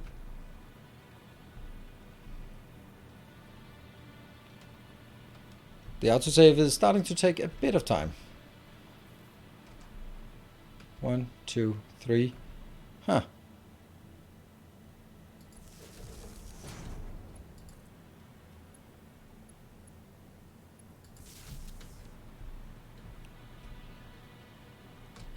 It's good. This one. Battery. And don't know what I need to do. No destination set. I can't remember what this one's, how this works.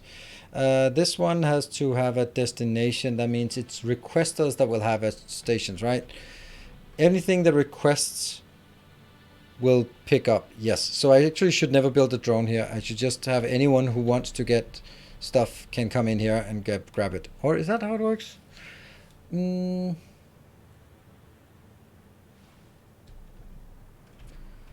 That's weird, right? Because one provider station can only have one destination. That means if I have one of the other ones that make one of those rocket or elevator components, then I will probably have like 4 stations, 3 inbounds plus 1 outbound, and then an extra one for batteries. And the one for batteries will be a requester for batteries that will go to this station, pick up, go in here, distribute to the other ones. Yeah, that's how I do it. I'm pretty sure I knew this, but I just sometimes I repeat it for my own sake, sometimes for your sake. This was kind of a combination.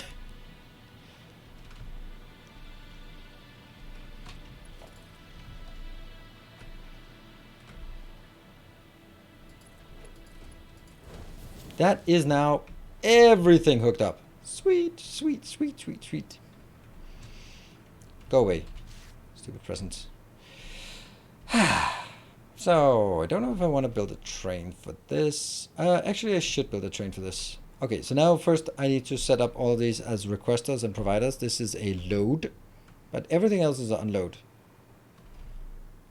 Unload, unload, unload, unload.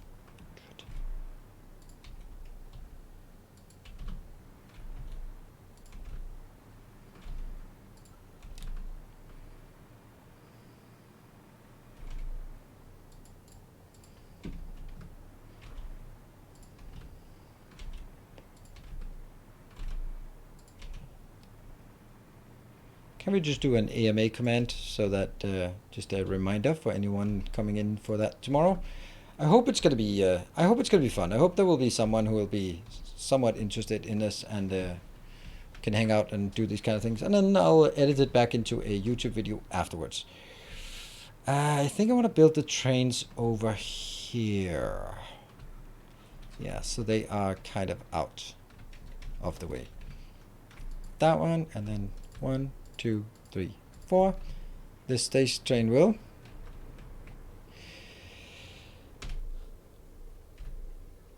All right, so let's see. This will now be something with, what is the first thing we want inbound? Copper.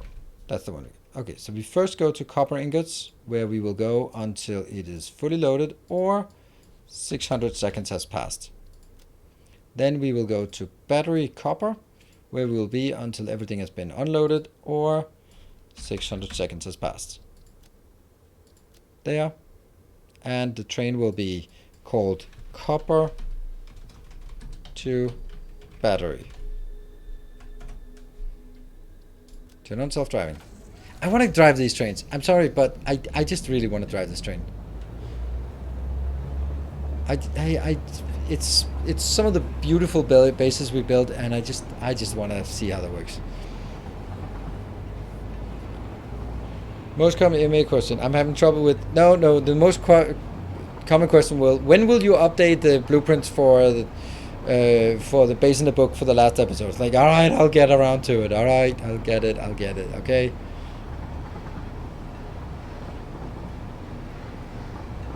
And here we come over to our magnificent 3,000 copper ingots per minute, built in the shitty brown plus piss yellow colors, beautifully chosen by Natsar. I want to get into streaming. What's your secret? Oh, that's a good question. I love that question. That's a good one. When will you update your space exploration blueprint? More like, when will you play Pteranodons or space exploration?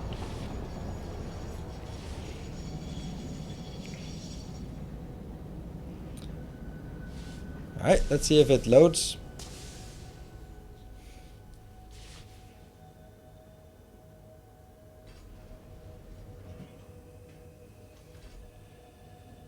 I noticed you didn't upload a save to Google Drive during your last break. I'm trying to follow along. Yes.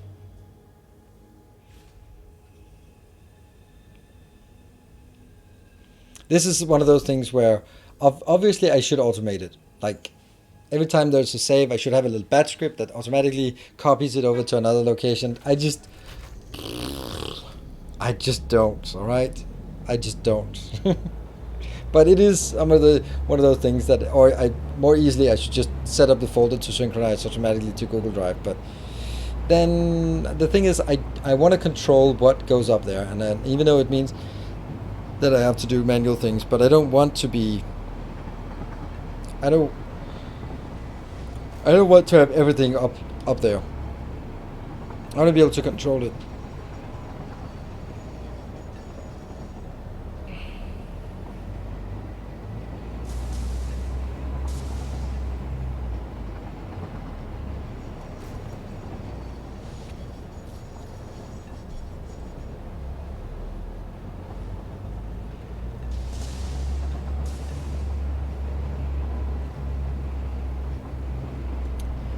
Okay.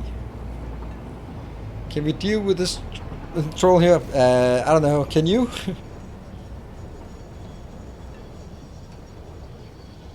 To be able to control what will die with a hardware failure. Yes.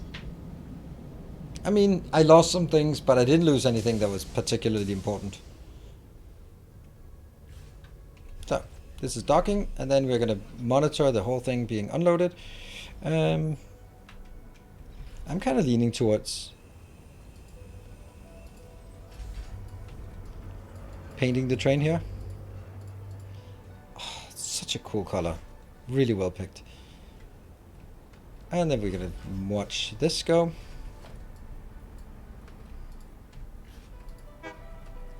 Well,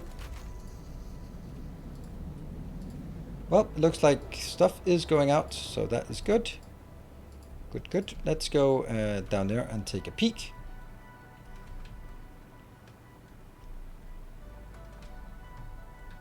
Have I deployed RAID 1 for your data? No, I have not. I have no reason to do that. I don't know what that is. RAID 1? Is that a thing? You know what? I don't think we're quite ready for action just yet. Might be missing a tiny bit here.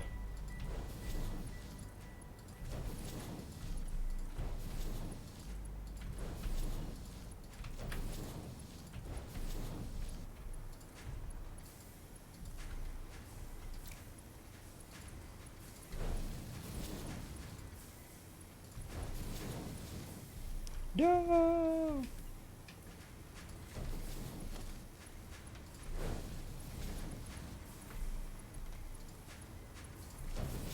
Right, this is going in. Let's look at this side.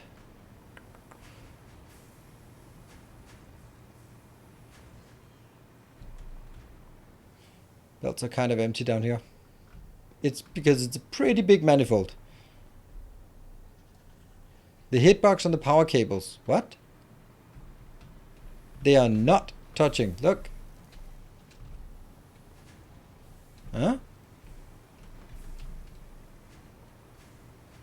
That is very meticulous. If that's what the one you're missing, you're mentioning.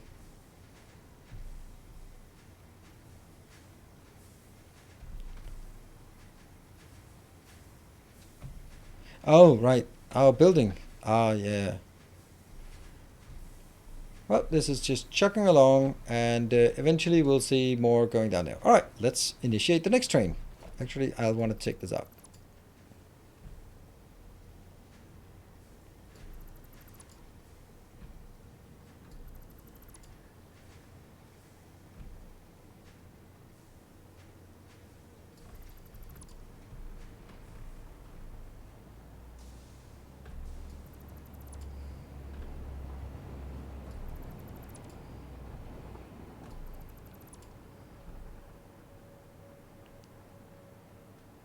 Oh. Yes, I know I can deselect, but deselecting a power line sucks.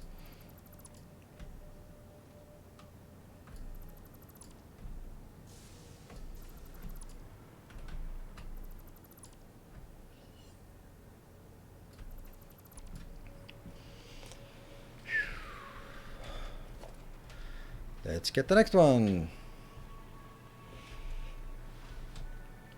So, considering I spent 6 hours building this, I'm going to spend a bit of time also just watching it being built and enjoying it being built. So, hope that makes sense. And we're also going to do this.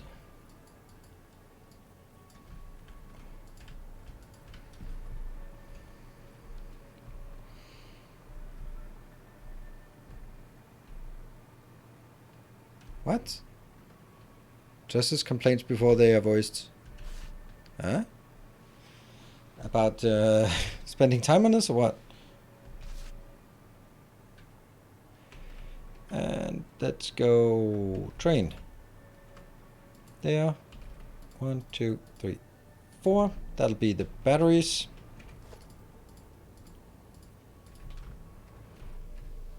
No, this will be plastic? Plastic. Plastic to battery. And will be something with plastic.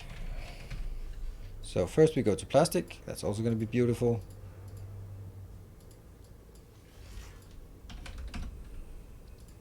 And then we're going to go to battery plastic. That's the only thing that requests plastic at this point, because we did,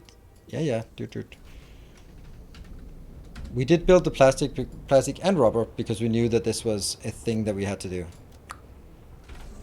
Off we go. Ah, deselection power lines. Ah, yeah. That's, there will always be, actually, did you know that? Yes, I knew that, but my fat fingers can't be that accurate. Oh yeah, and Majin Goku and MDEP. This is a pretty freaking awesome factory you got here. Is there a possibility to only load only from one platform of station? Yes, but you have to sort of set the other stations to be not stations. Like you can have this train coming in here and then coming in, and it can load from all three, but only loading one of them. Then no. I don't know how that would work, at least. But if the station consists of wagons, then you can just go, or the load, then it could just be an empty loader, and then a loader, and then an empty one, and then it will only load that one. Yeah, empty platforms, yes. You just need to use the empty platforms as I'm doing for some of the other ones. Look at that. Like the trains having colors, it's just better. Alright, let's coming up to our plastic and rubber factories. Towers, these are rather complicated to build, but they're also pretty damn awesome.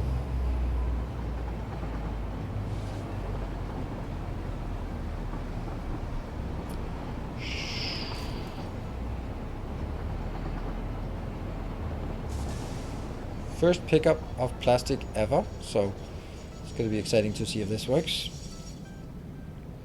But this is going to be busy. This is 1200 per minute. Yes, all full. It should be. And it's going to be empty soon.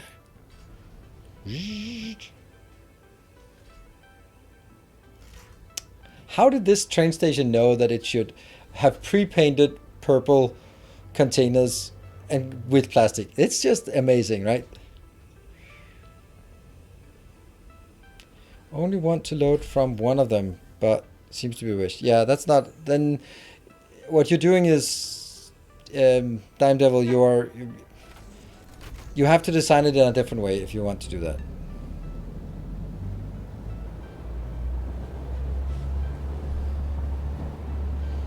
And just enjoying this beautiful landscape that hasn't been converted into usefulness yet. Don't break downhill. You're only driving 83 miles per hour, kilometers per hour. I'm quite proud of this base, not gonna lie. It's a pretty decent one. Pretty decent. It's alright. Alright, now we go crazy. Oh, it's still braking. Please stop braking all the time.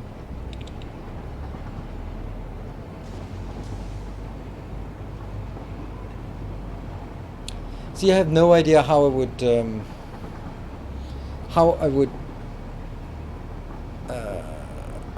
do a factory base tour that could do it justice in the time before people would lose interest anyway. Because in some regards, it's... You don't want to go to every single base and go like, oh, and this is our this one, and this is our that one, this is that one. But on the other hand, that's kind of the cool part about it. Like, every single thing has a specific place to do. And there are slightly different designs. But I want to do it, but I don't know how to do it like in the best possible way. Trains in this game are one of the best things ever made in any video game, hands down. Okay, well, I don't think I want to go so far. I mean, no, actually, you're not correct. Trains in this game, then you have not tried trains in Factorio, because they are just miles better. So much better. So much better than this, than trains in Satisfactory. Trains in Satisfactory are just baby steps. They can do stuff, but they can't do really cool things. They're alright. They're alright. We're happy that we have them, but they are kind of...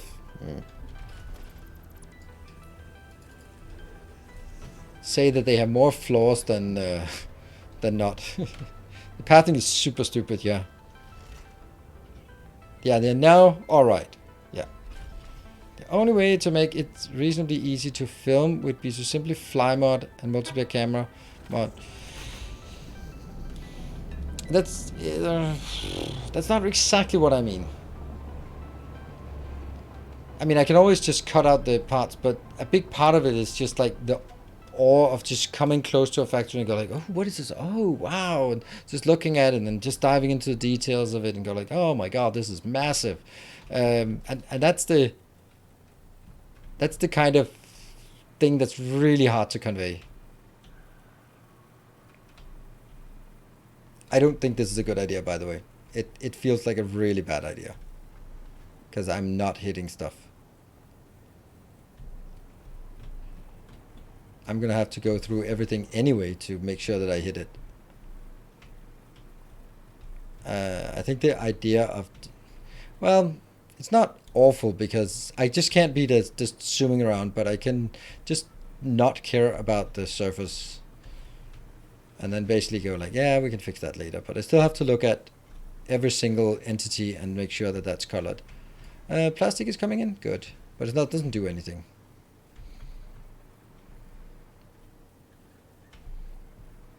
Yeah, it's not a bad idea, but it's not it's not gonna be like, yeah. It's still gonna take a while.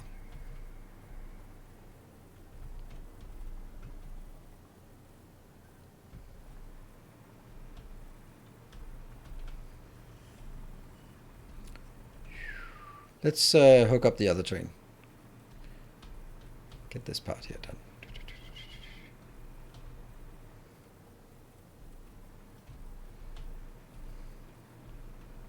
Oh shoot, I forgot to take a save at every breakpoint. Let's remind me of doing that again.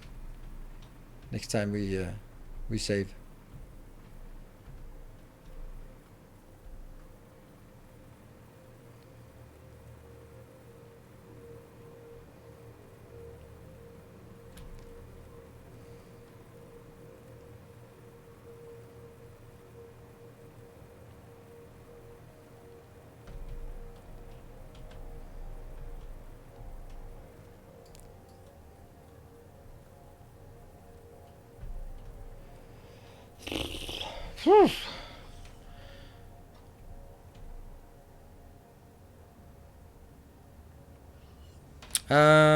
I didn't remind. Oh, okay. Well, yeah, okay. But that you're welcome to remind me, because even though I don't think I'm going to use it very much, I just feel comfortable having it now that I've been sort of consistent about doing it. Then, as soon as you break consistency, then that's when you're going to need it, right?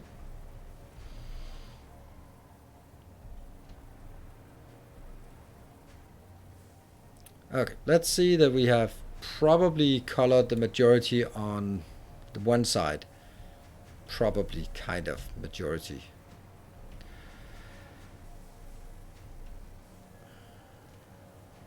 Not really. I'm just gonna take the stuff that I can see and then... Oop.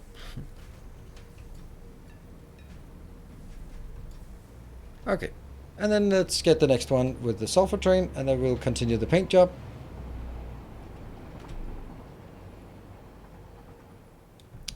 Yeah.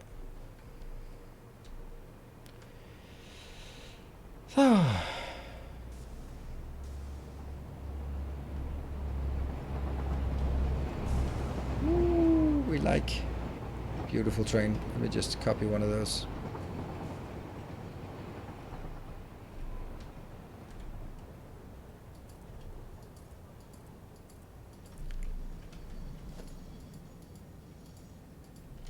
And this will now be sulfur to battery.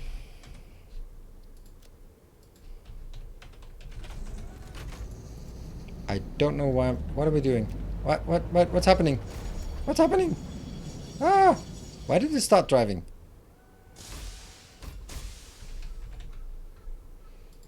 Good thing we didn't panic. All or...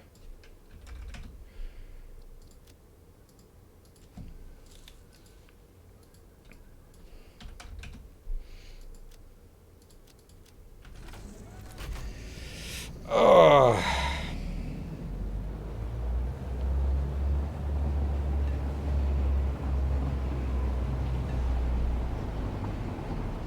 So this goes to our new sulfur build that hasn't been used for anything. So the plastic hasn't been used for anything, the copper hasn't been used for anything, the sulfur hasn't been used for anything. That's pretty cool that this base is using 3 new locations that haven't been used for anything before now.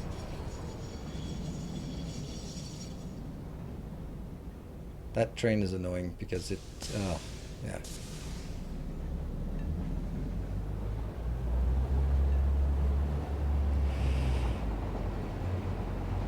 It's kind of busy, this train network. It's not like super busy, but there are trains everywhere, and I like that. There are just trains moving back and forth, and we don't really know what they're doing, but hey, look at that. There's a train. We don't know what it's doing, but it's full and it's good. And there's another train behind us. Or did it veer off? And there's another train coming, and there's another one ahead of us as well. This is a sufficiently busy.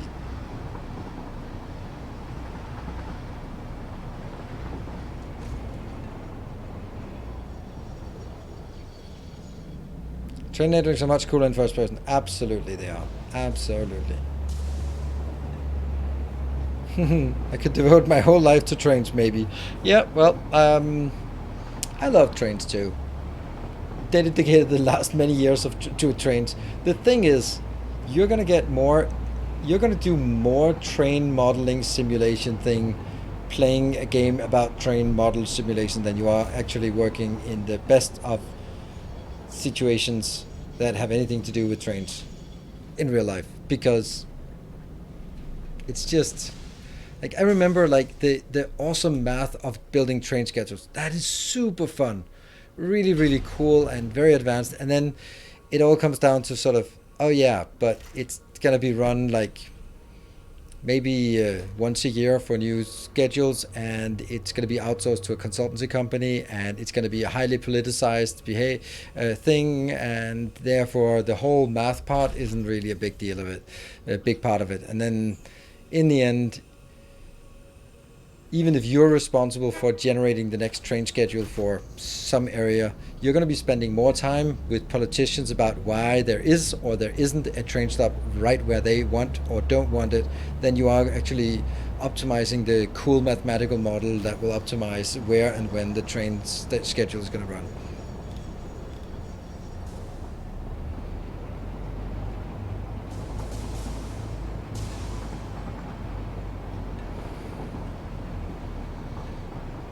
You played any of those train sims? No, I'm I think they are.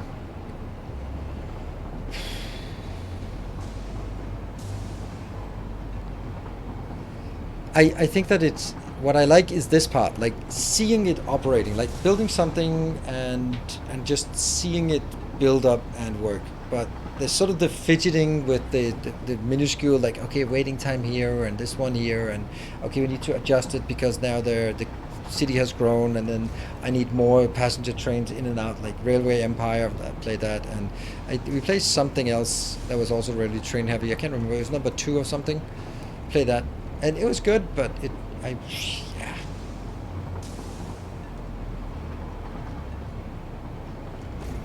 Oops.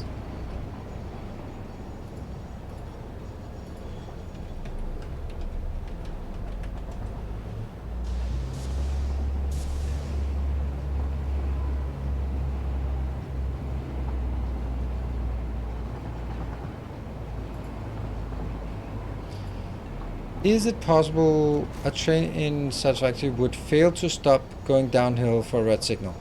I don't know. No idea.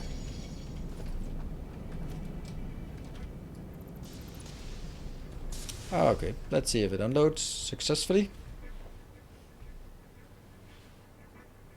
No, we don't have any Factorio-like train issues yet with like congestion and deadlocks. We've had one deadlock, but that's going to be the same as in Factorio because that's at the current state it's a user error and nothing else. Let's go. Oh, looks good. Oh, that does not look good. Like, why is it so slow? Like, no, it's working. This just doesn't seem half speed.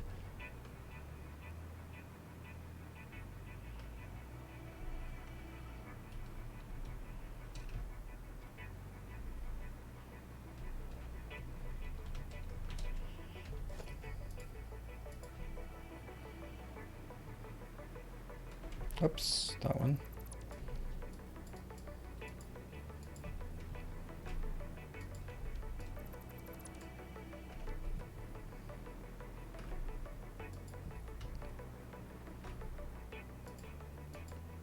And we have sulfur coming in.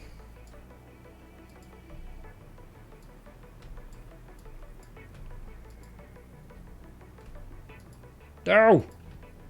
Damn it.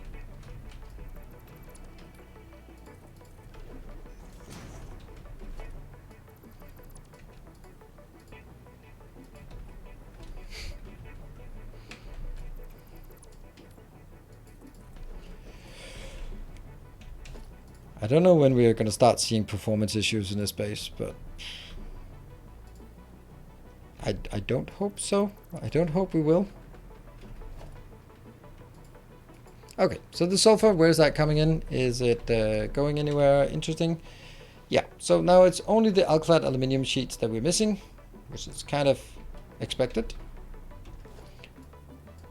And let's paint the other side as well, and then we are ready to get the last one in.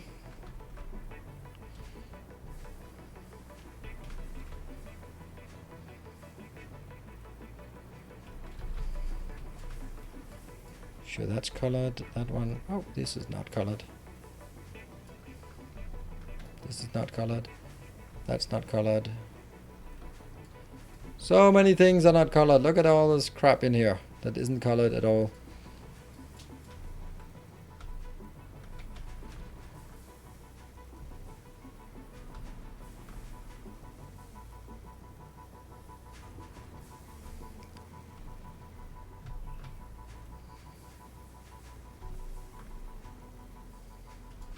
Autosave. There was another pole. There's always another pole.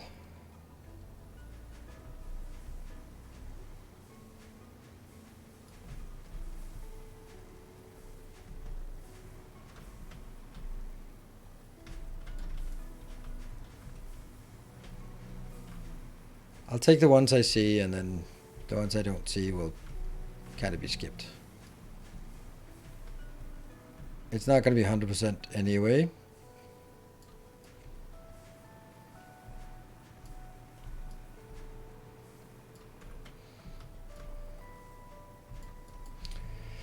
Okay, these ones I'll try to be careful with, because I don't want to be spamming that.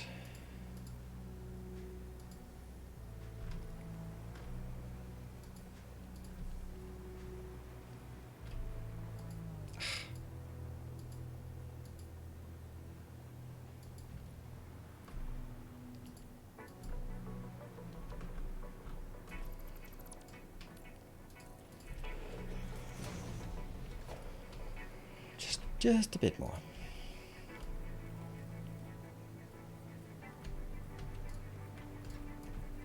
Okay, so let's take all of this thing here.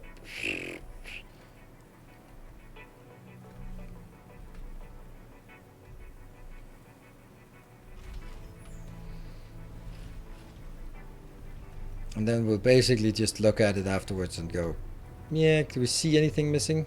Why did these not get built? Oh shoot, I didn't even try to do this yet. Maybe I should just get the last one in. I just really want to get this done.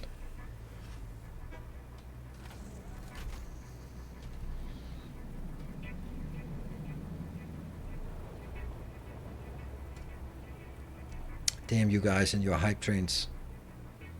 If it wasn't for the hype train, I wouldn't have to do all this paint job here. Right?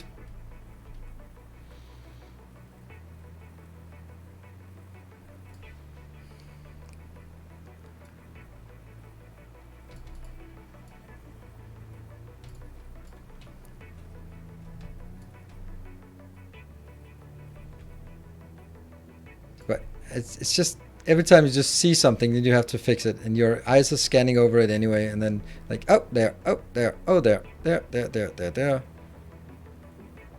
So you have to get to a point where you don't see anything wrong.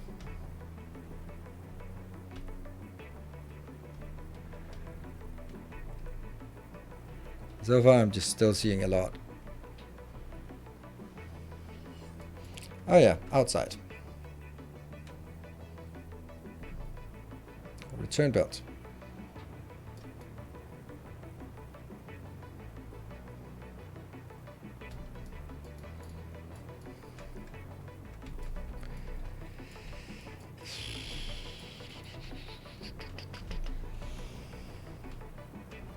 The worst part is going to be when you see something that I haven't seen and you go like, there, that belt there, that belt, you missed that belt. And I'm going to be like, I don't know.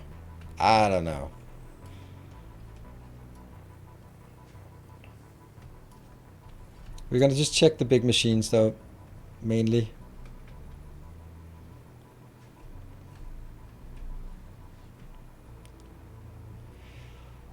Who's your favorite boss fight from the Souls games? I mean, my favorite is Ishin Ashina, the final boss of Sekiro.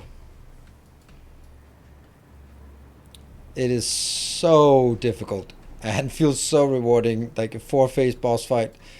It is just, it reaches those stages of just impossible, to all right, okay, phase 1, yeah, okay, okay, phase 2 is impossible, and then work, and then when you make it, you're like, oh my god, I'm the world's best player. There's no one better than me. No one could possibly be as awesome as I am at this game. And maybe it's slight exaggeration, but it really feels like that way.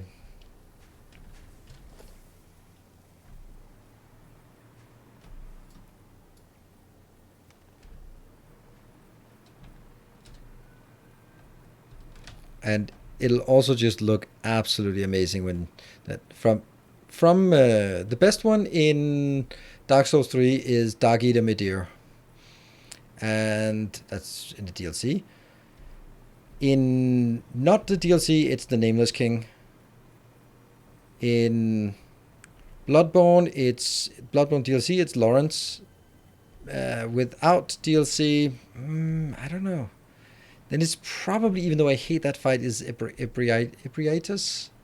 Yeah, maybe not. It's not actually. It's just so confusing a fight, but it's just like the horror of it. I don't know. I think the Bloodborne boss fights are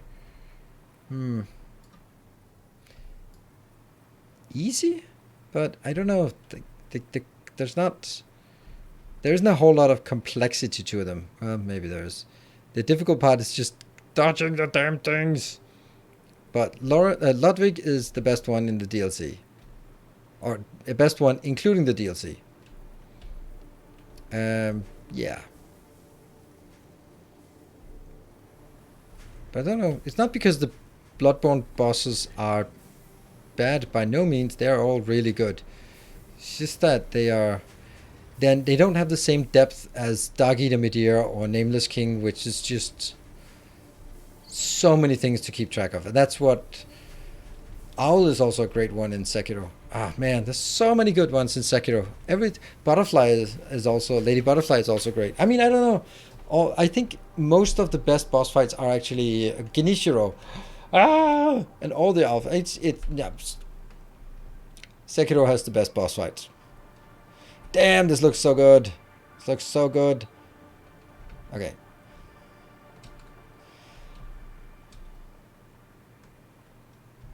I'll share the YouTube link when it is posted. Stream last night had someone beating Sekiro blindfolded. Yeah, Lil Aggie has done that as well. I mean, I don't know the details of it, but...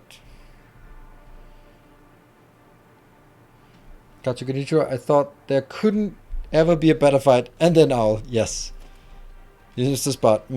Just for you, I missed the spot. Oh, bacon.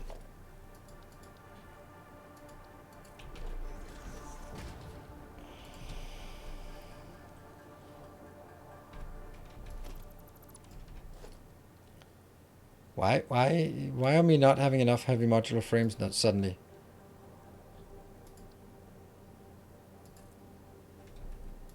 How do we not have enough heavy modular frames? How did that happen? I calculated everything and now it's just... I'm getting screwed over here.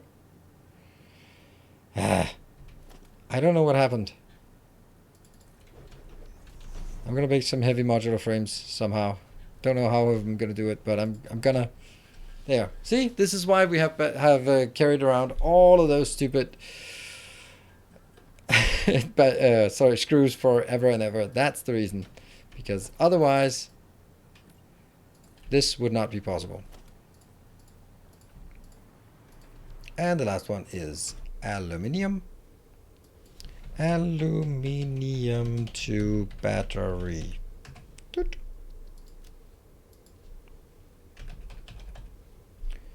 Go here. Oops.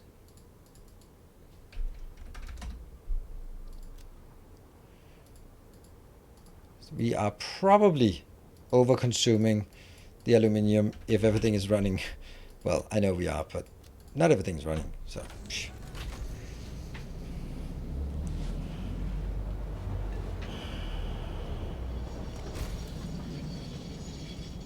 Oh, that's not great. That's pretty uncool that you did that.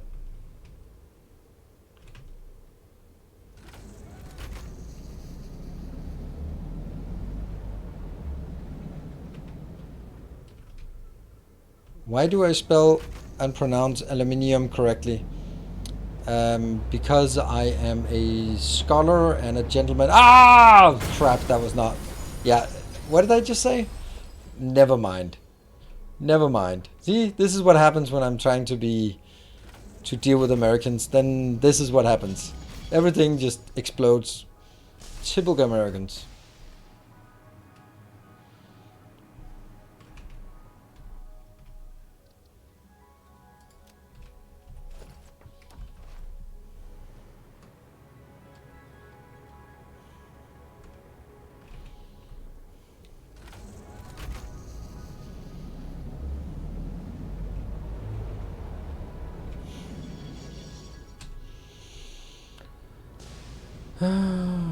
Scholar, gentleman, conductor, pick two.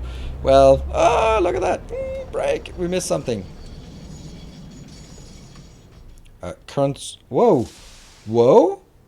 Okay, that's kind of useless. Well, if there's only one to choose between. But it's pretty cool that if there was more than one to pick between, then it would be nice. But there is only one, so.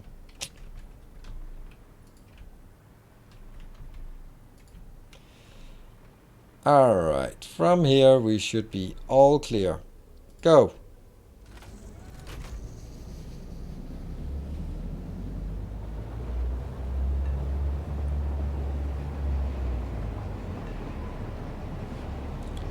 This is a beautiful build. So, big thanks to MDEP and to Majin Goku for sponsoring that one.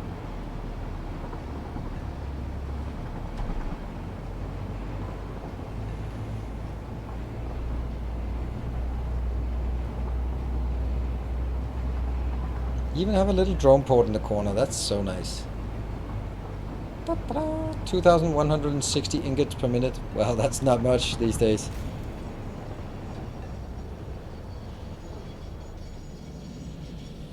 But I think I hope it's done, or it's full.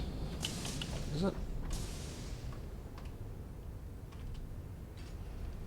Yeah, it looks good. Everything being loaded. Unfortunately, Canadians, because we... What? Our own culture for ourselves. Yeah, that's what happened to a lot of cultures, unfortunately. The glass octagonal one. Burp. Go.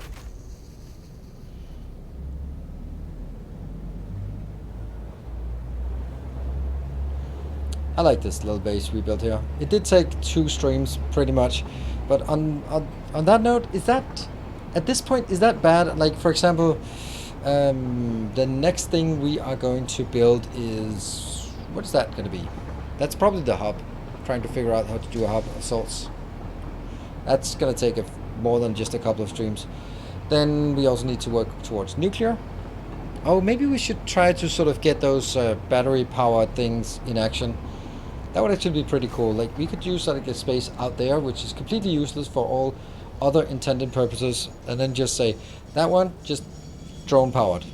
I like that. Just started nuclear, and it's looking like it's going to be a while. Yeah, I'm going to take... My nuclear will be built here.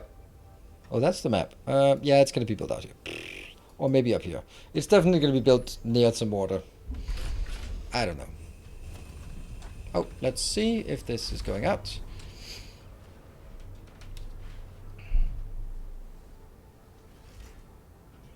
Where we are now is only 2 streams for this is pretty nice speed. Yeah, I think so too. I mean, if we sort of aggregate it up and say, okay, if it takes 2 streams to build a really nice big base, this is a big base, so a big factory, then I think that's actually okay. How am I going to deal with nuclear waste? No idea.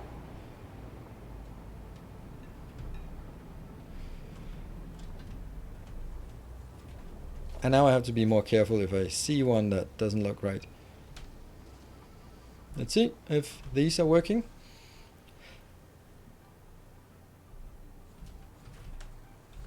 $26, it's coming in here.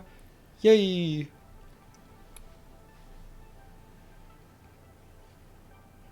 Into plutonium fuel, then either sinking the fuel or using it to power trucks.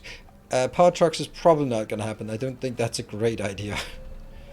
And come on, yay! First batteries, woohoo! Gonna get 600 of those, and look at them coming down the line.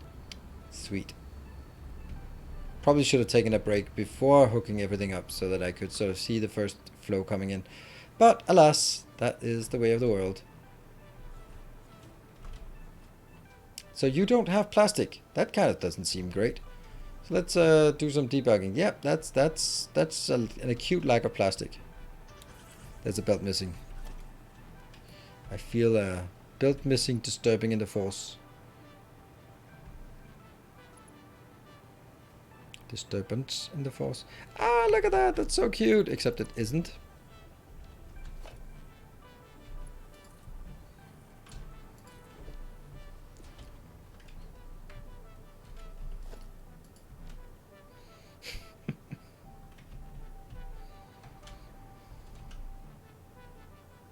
This one does not have alclad aluminium sheets. Why not?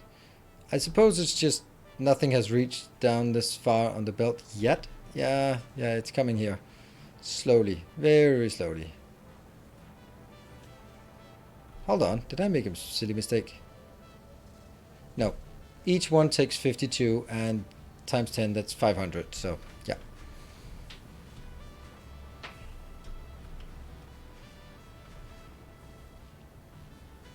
Coming in at a pretty decent pace. We'll just gradually, once it's filled up these, hasn't even done so yet. But when it does, then it'll push it further down. What about here? Almost, but not quite. This is not a bad build. I don't think so. I'm don't know about you. Don't care about you. Maybe I do care a bit. This is going to be 165. But I am super happy about this build. Quite proud of it. And just going to take a short break. And then we'll be back with 1 more hour. And then that hour we will be trying to figure out what the next thing is. So by all means, then bonus hour. Oh shoot! It's what? It's midnight. Oh damn! No, I want to continue. Oh no! Sorry, it's already midnight. Damn. I guess we'll continue on Tuesday and Wednesday. But this is perfect. Perfect time to end. Well, no, sorry, no bonus hour. But tomorrow we will be having an AMA. So if you just do the AMA command, then we'll just wrap up that one. I hope that. So this is something completely different. Just us talking for a couple of hours about all the things. So you just bring your good and bad questions. I hope that there are some moderators who will be here to sort of moderate just general stupidity and just to highlight the best questions. Because once I go on a ramble, then there might be a few good questions that I'm missing that we could sort of we can sort of bring up as well. I'm just going to bring it up to that. Why didn't you give us a bonus hour? Because there was no hype train. If there'd been a hype train in the last 2 minutes, then I would have to continue until the hype train was completed. So that's how it goes. That's why there was no bonus hour. Nah, we don't do that. So that means if you have some good questions, or bad questions, or interesting questions, we'll do that. If we turns out that they are super fun, interesting, we might do that occasionally, like on Fridays, on something. But the kind of my idea is that I'll do this maybe on a yearly basis or something, like end of year AMA or something like that, or celebrating the anniversary of being consecrated. That's probably a good thing to sort of do that. So if you have questions, you can post them in the chat tomorrow on Twitch. You can post them on the YouTube video yesterday of my channel update, or tweet it at me, or tag me in Discord or anything like that. Just And if you can't join or don't want to join or don't have time to join tomorrow, then I'll also cut it afterwards into a rather long YouTube video and then upload it afterwards and sort of get some of the best questions and answers in and make that into a video on YouTube as well. So that's the plan.